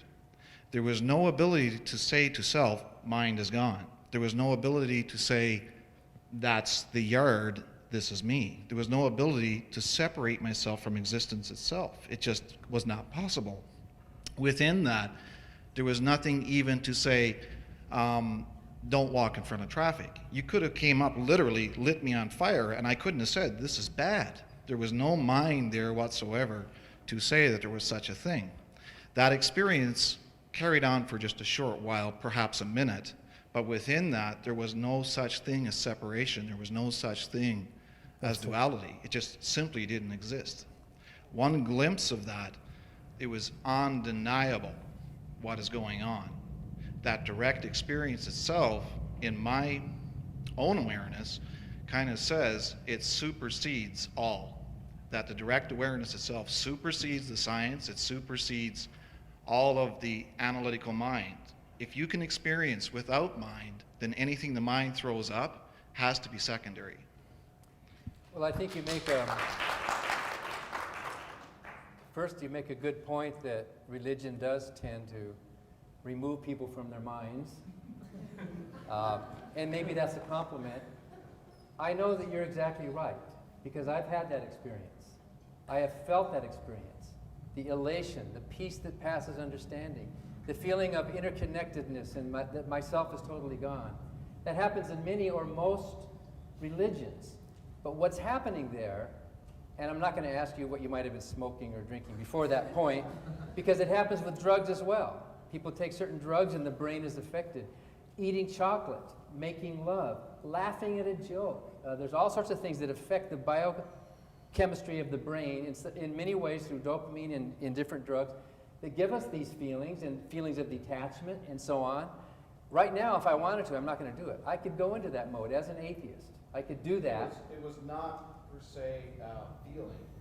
Well, whatever. There's a difference between experience that way and feeling. I know exactly what you're talking about. I know exactly. Well, let me ask this then. But I haven't answered this question yet. But I just mean, at the end of the day, a personal experience is going to be very difficult. I would just like to know, is there a threshold where a certain amount of personal experiences similar to the one we just heard would potentially move the scales? Like, let's say all of a sudden millions of people popped up and said, I had that. Is that the type of evidence would we consider that evidence, I guess, even if we personally couldn't measure it? We would factor that into the equation, but Yeah. it would tell us more about human nature than it would about a supernatural world. Sure. For example, the human brain is very creative, and many things happen in the human brain, and all religions have it. People have seen the Virgin Mary. People have talked with Elvis Presley. I mean, people have had these feelings of, and I've had feelings like what you're talking about when I spoke in tongues in the Pentecostal church. It's amazing. It's powerful. It's life-changing. It gives you goosebumps. But you wake up in the middle of the night. You've had a nightmare. Your heart is pounding. Your palms are sweating. You've screamed. You've woken up the whole house. You've had a powerful, life-changing experience that no one can deny. That nightmare that you had is a very real human experience, and we shouldn't deny it. But there's no boogeyman crawling through the window. You had a very powerful experience, but there's no God out there crawling through the window. It's an experience of your own, in your mind, interpreted your own way. With all due respect, it wasn't an experience of the mind. It was the experience of the absence of mind. That's the difference between a dream. But you're calling it an experience. It's the absence of story and completion. But you called it an experience. So your animal body. That's the words. Yeah, but That's the definition I would give it. so to that point though, I just want to cut it off there because I don't want to get bogged down in something that ultimately is subjective, and regardless, and I'm not marginalizing that, but we're not going to be able to. It is words do escape us, but I do want to. There's a lot of questions, and I'd like to get as many as possible. Sorry. You did ask for evidence. Yeah, no, but my point is but somebody's personal experience. No, we could sit here all night. It's not going to provide the threshold of evidence that he's referring to. So I just don't want to get bogged down in this is my opinion, that's my opinion. If we can't, whatever. And like I said, there's a lot of questions. I agree that it's evidence. All I'm saying is that's my opinion. That's Dan's opinion. But what's it evidence for? Well, this is exactly what I don't want to be doing for the next 40 minutes. Is my point. Dan, what is your evidence that made the turning point for you to say that God did not exist? Have you been in a place where you have had experiences of His presence within you and around you? At what point did you turn away and say, I could still do that. Where did God in your mind defy your understanding? I can still do that. I can still go into a mode where I'm talking with God. I can still go into speaking in the Spirit. I feel this presence in my brain. I get goosebumps. I can still do that. It's a very real, powerful human experience. It's a natural experience. Our emotions are natural things. Happens in all religions. If my experience of talking to God is valid, then so are the people who talk to Napoleon and to the Virgin Mary and to Allah and to Vishnu and whatever else. It's a mental experience. And in my mind, it was intellectual question.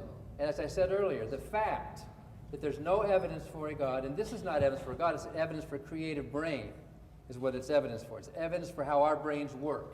It doesn't point outside of the brain to anything. Otherwise, there really is a boogeyman crawling through the window. Would you qualify a statement, though, like that with, in my opinion? Well, actually, science supports naturalistic explanations for psychological creative phenomena. And you can even measure that through some of these scans. You can even show that what's happening in the brain is a physical thing. And when you take drugs, your consciousness is changed. When you're exhausted, your consciousness changes. So the brain is very creative and very powerful. You didn't answer my question, though. What turned you away from your original? The facts. The facts that there's no evidence, there's no good argument.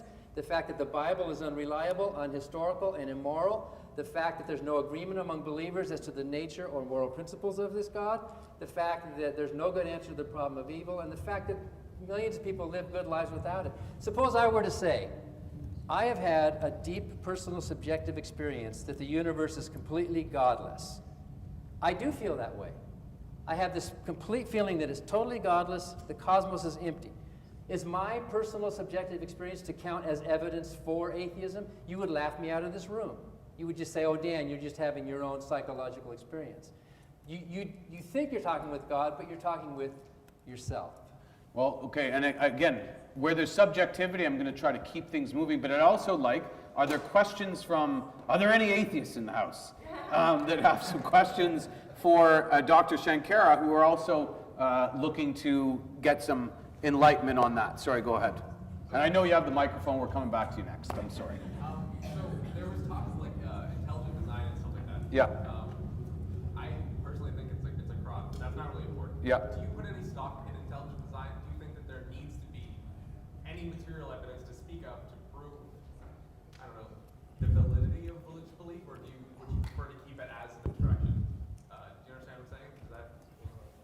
Not following his question. So he's saying, do you require evidence that there's actual creation in the grand plan, intelligent design? Is there a requirement for, I don't know, fractal geometry, for instance, as evidence? Are those part of what you require to have the beliefs you have? No, there are hundreds of ways in which you can see that an infinite conscious intelligence is at work. And for that you must be prepared to have the humility to come to that discovery, not as a belief so that you may emotionally depend on it, but as a result of your inquiry. And you can do that only if you are a paleontologist, if you are an evolutionary biologist, if you are a theoretical physicist investigating quantum field theory and doing modern research, then you may have a chance, but that is a glimpse, because finding ultimate reality is not the right royal road, is never through science. It is a religious experience. You've got to turn inward and you've got to plumb the depths of consciousness and then find the axis in the consciousness, which was not born, which will not die. And that is a universal axis. That axis is the same in the cockroach, in the lizard, in the M27 galaxy, in the prostitute, in the beggar, in the philosopher. That axis is the same, that axis is God. And you've got to make the discovery. Just because somebody else makes the discovery and expresses it in words, you can't even take refuge in it. It's worth its while only if it's an authentic first-hand discovery made by yourself, and it will take time. We are not having like a fast food shop. We are not having a thing whereby you will attend for 2 weeks and then, boy, you got it all. No. The woman with the microphone, please, and Lakshmi. Okay, and thank you for this presentation, Richard. Thanks. I do want to deal with facts. I think we need to deal with facts, and I'm going to lay it out and then maybe ask a question, starting with Mr. Parker. So I completely agree. We are animals. Like animals, we take birth and then we die. We give birth and keep the human race going. Stephen Hawking said that we are like computers. When there's no electricity or hard drive, or when the hard drive is taken out, we are dead, just like computers, with an exception. And the exception is that the only thing that he finds close to so-called concept of God is laws of nature. He could not find an explanation for the laws of nature. So the mystery is this, and I've actually, over my lifetime, crossed over, like sometimes I was Dr. Shankara and sometimes I was Mr. Barker during my lifetime. So the mystery that I live in is this. There is an environment around us that we live in with its own set of laws.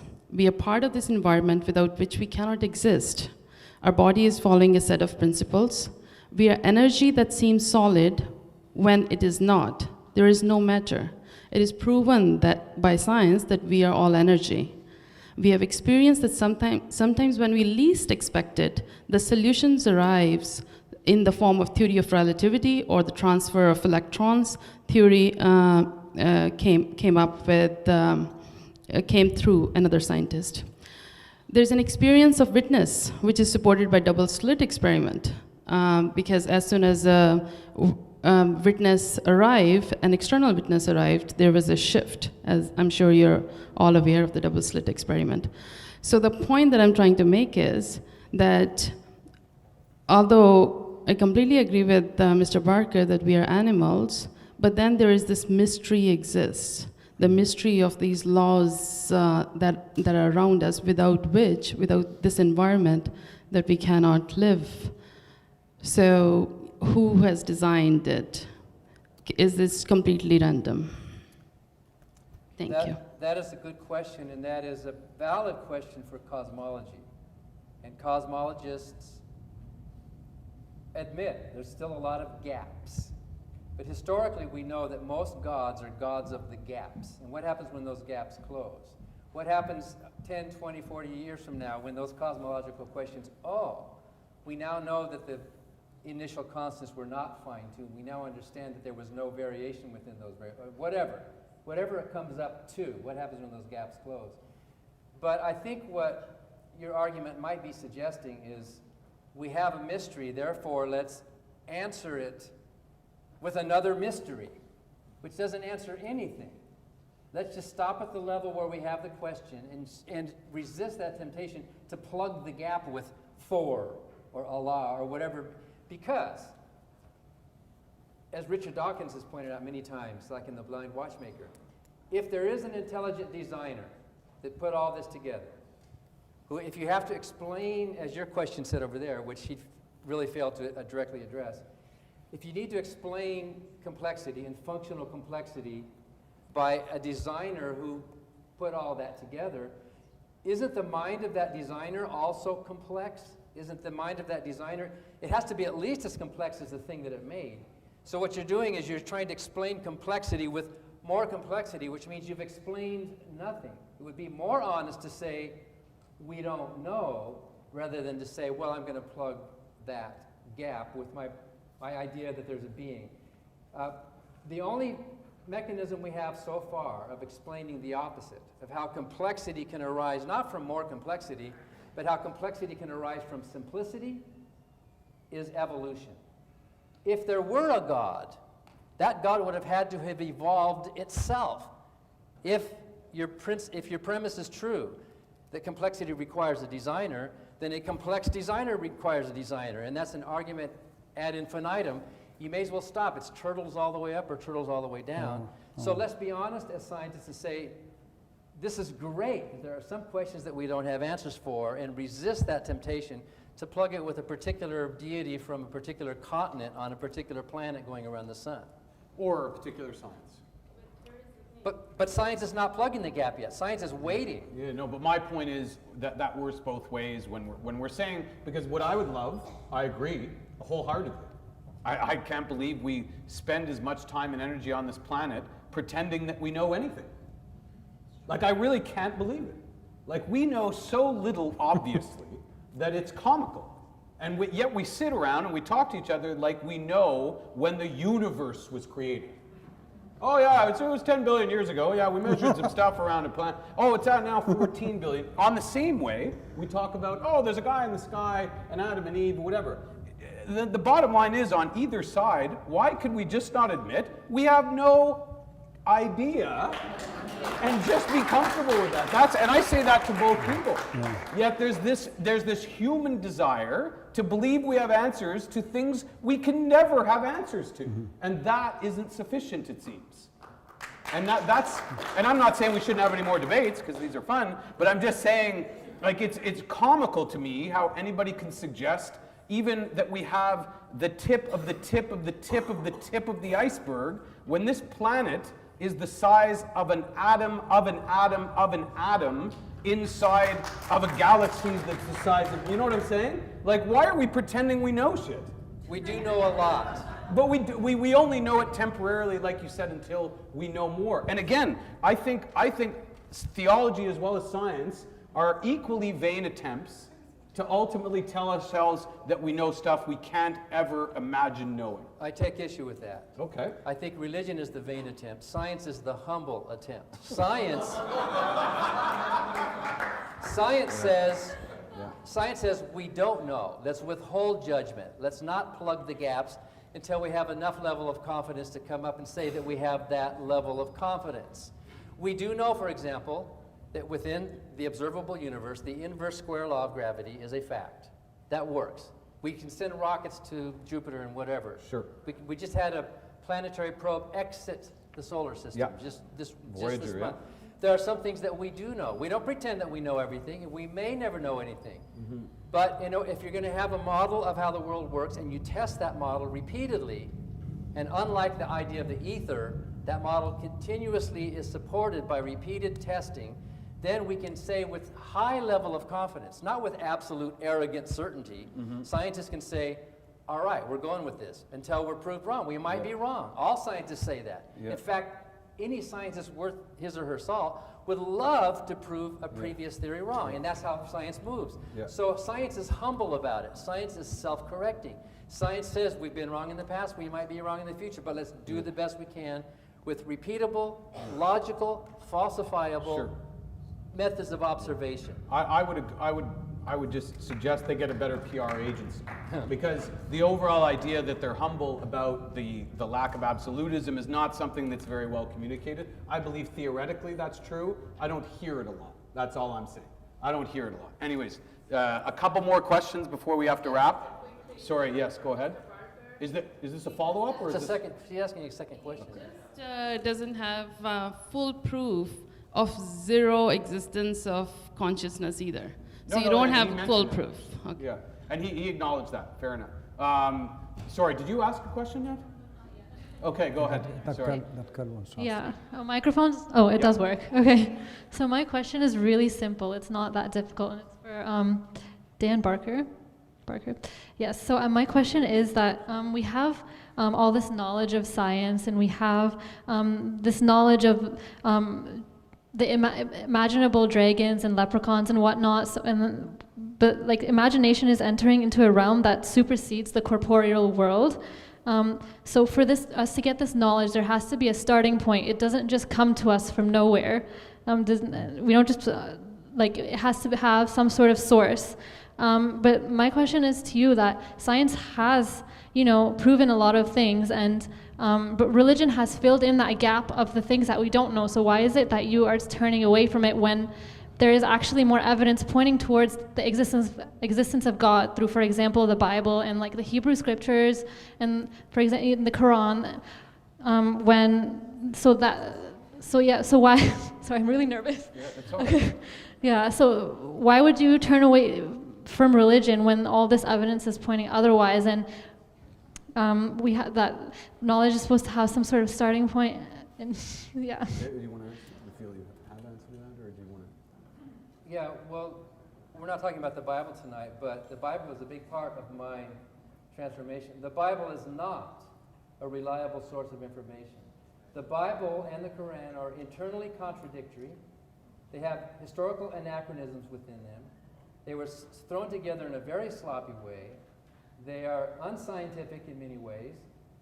They are very bad guides for moral behavior. We don't need those books. We can do a better job. If the Bible is evidence for God, then God is a bumbler. God is an evil maniac, if that's what the Bible is for, because the God of that Bible committed mass genocides. The God of that particular book had such a big ego that if you don't bow down and kiss his feet on one day a week, he's going to kill everybody and stone them to death.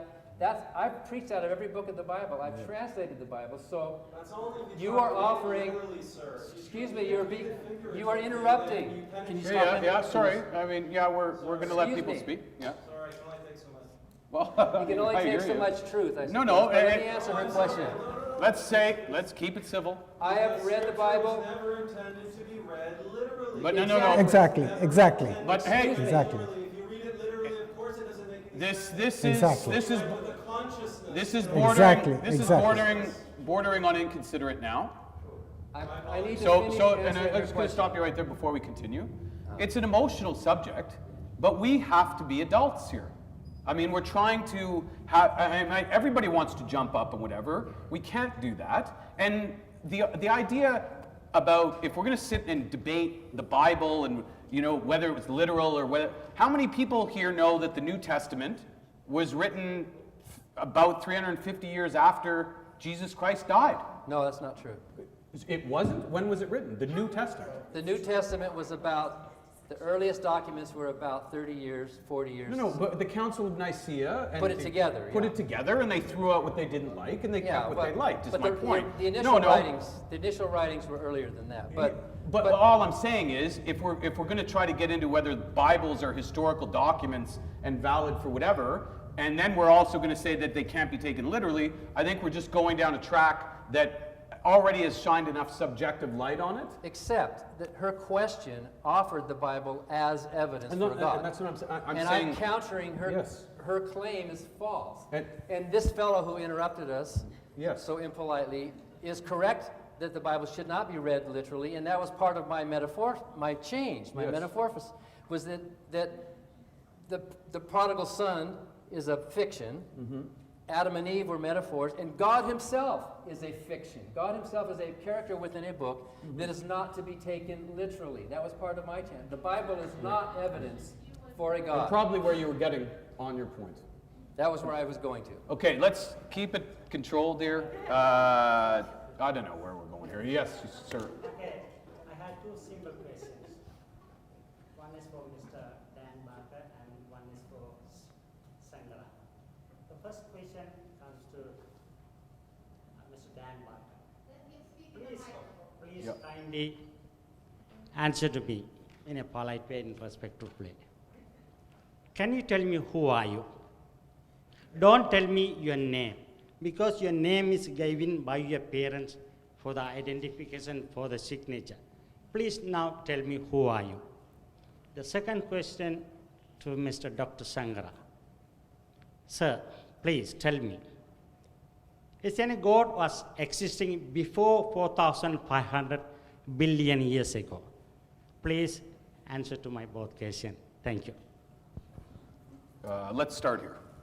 Yeah, your question is actually ill-posed, because if God is the primal cause of creation, sarvakarana karanam, then he is outside of time.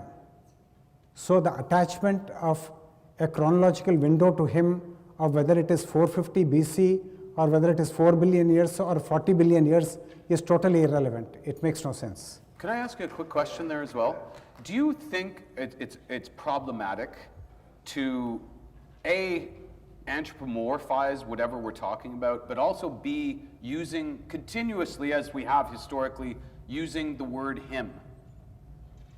Like, if we're so, you know, if it's above, below, it's a man, it's a, you know, it's beyond, why do we continue to use the descriptor, the male descriptor, when we're talking about God? Good question. Because man has got his limitations and his conditioning.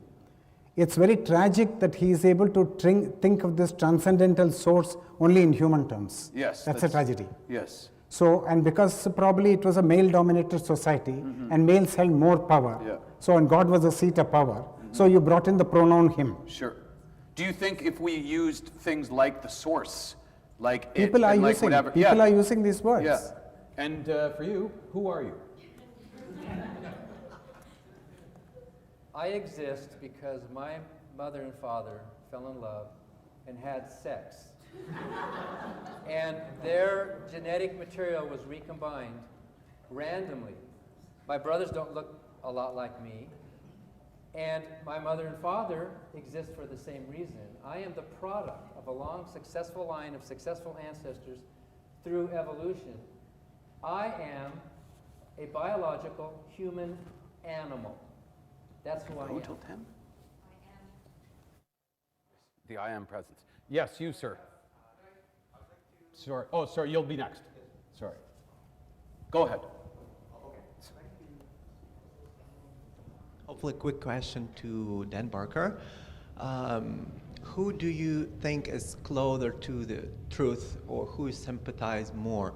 The person who is atheist due to the ideological background he's submerged to, or the person who believes, who belongs to, who is a religious person, but he arrived there through his own experience and his own research of what's inside him and what's in the world outside of him?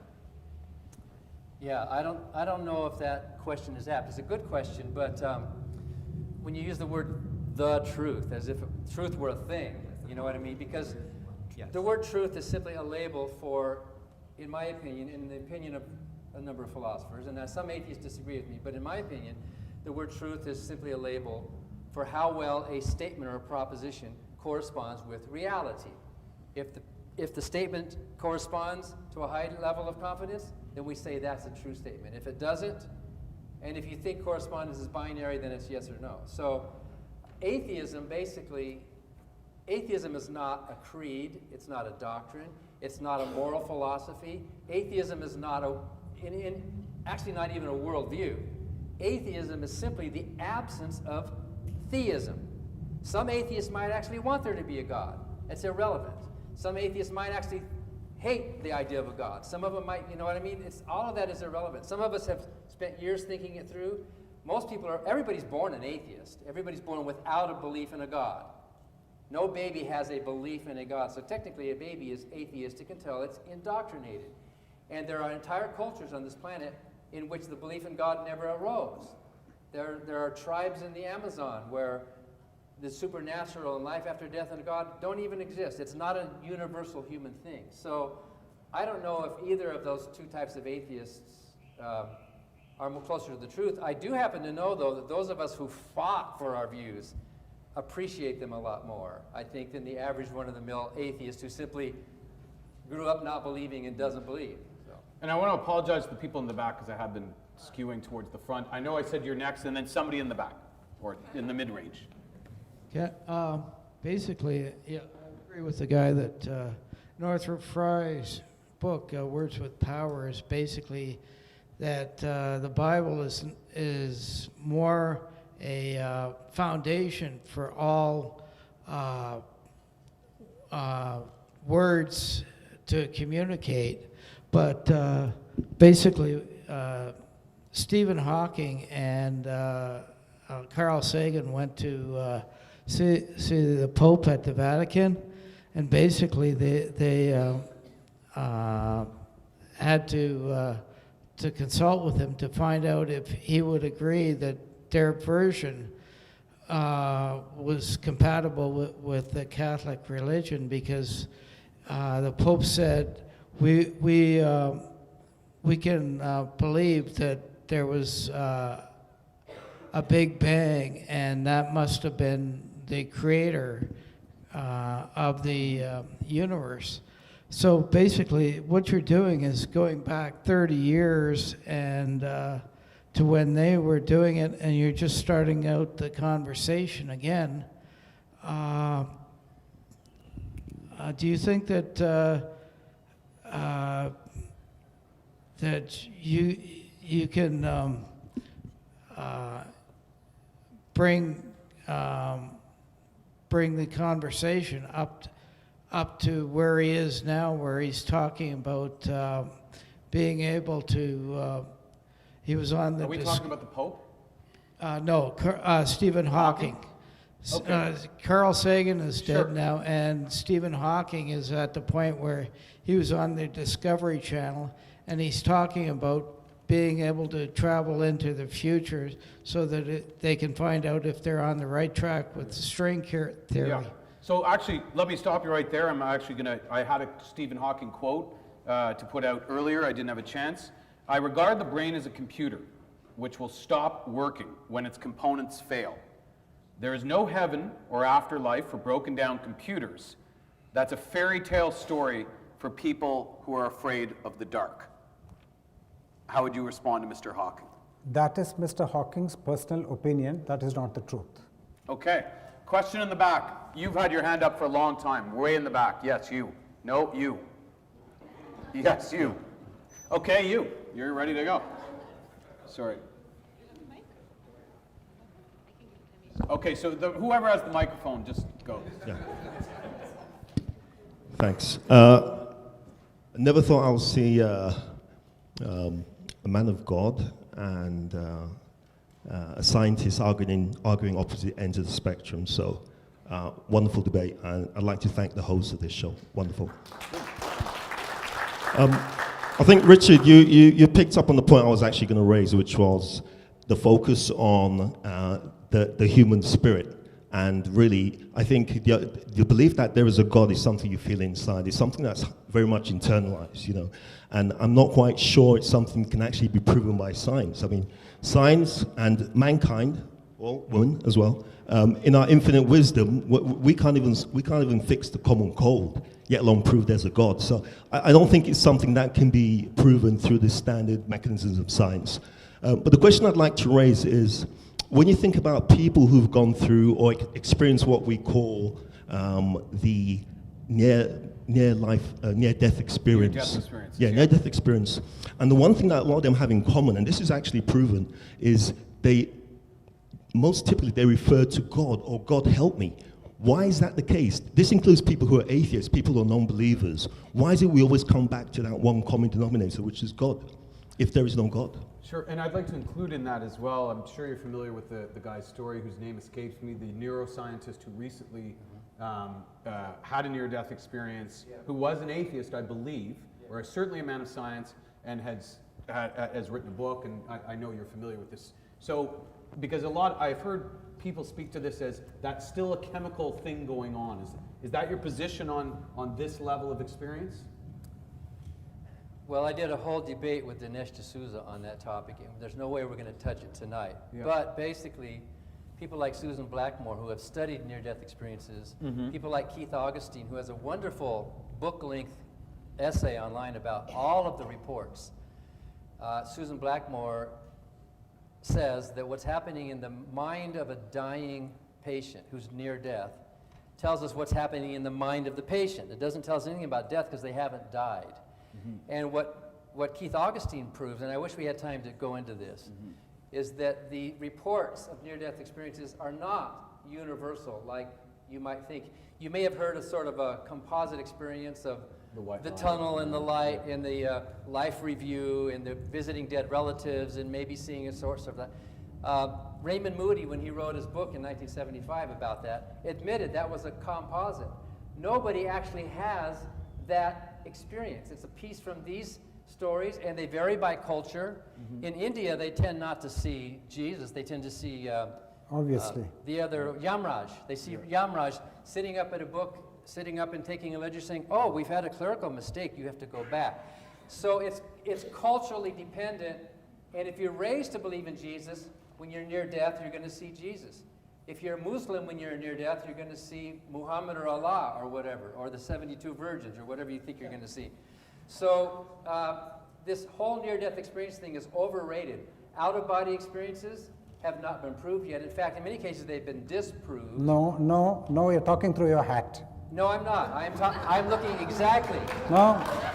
I'm sorry. You're talking through your hat. Let me finish. Sorry. Yeah. You'll have time to respond. Sorry. You can respond when I finish. Yeah. They have done controlled experiments, people who have reported things from out-of-body experiences that were untrue. It's more likely, yes, people said, oh, there was playing cards on the table. There were not. Oh, these people talked about this. They didn't. They are more often mistaken by what they're reconstructing through hearing than, in fact, they've even put things above. They're testing near-death experiences right now. They put things that above the level of the doctors to see if anybody can see it. No one has yet reported it. At this point in time, out-of-body experiences have been disproved. I wanted to talk. I want to add to that. Sorry, go ahead. Yeah. Yeah. Last year, I was at the Institute of Robert Monroe in the state of Virginia, Charlottesville. I've been in touch with the Monroe Institute for the last 30 years, and I've worked with the Monroe tapes.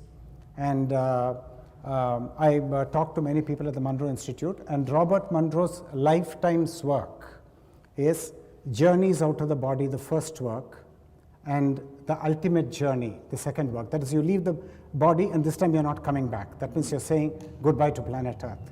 So these are seminal works. And the previous avatar of astral projection was also from the Western world.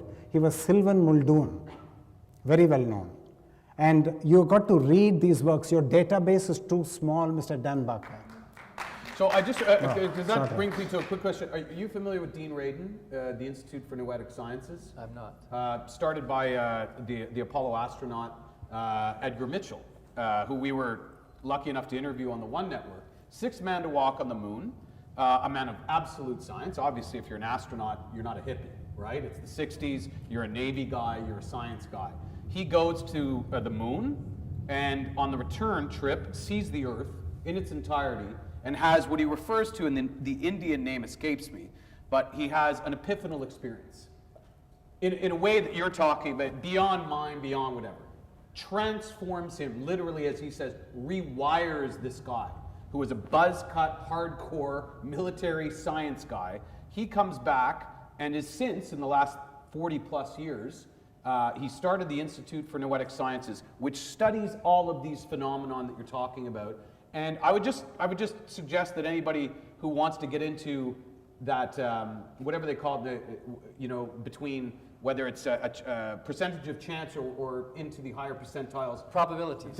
Yes, and that the studies that they have done around all sorts of parapsychology, out of body, near death, whatever, and the numbers that go beyond the possibility of it being a chance are actually quite stunning. And he's, D. Radin's been on some pretty prominent television shows talking about this. So all I would say is the jury is still out on the study there, and maybe it's only limited by the lack of study that's being done on those issues, because as you and I both know, you're not getting tenure at Stanford if you're studying out-of-body experience. Exactly. You could. Exactly. If you could prove it, you would. But you know the pressures of, No, if you could prove it, you would get tenure at Stanford. Sure, yeah. I'd like to just add to this.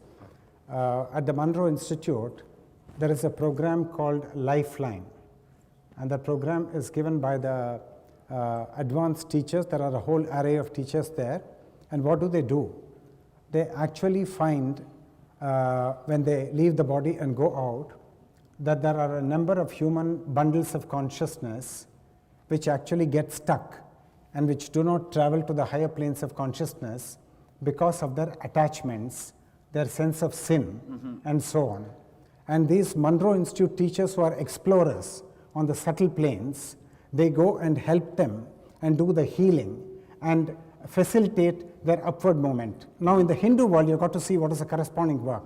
When somebody dies, there is a whole series of religious rituals performed by contacting the higher planes of consciousness just to facilitate the disconnection with the body, to make the disconnection perfect. Sure. So that the consciousness will continue its onward journey.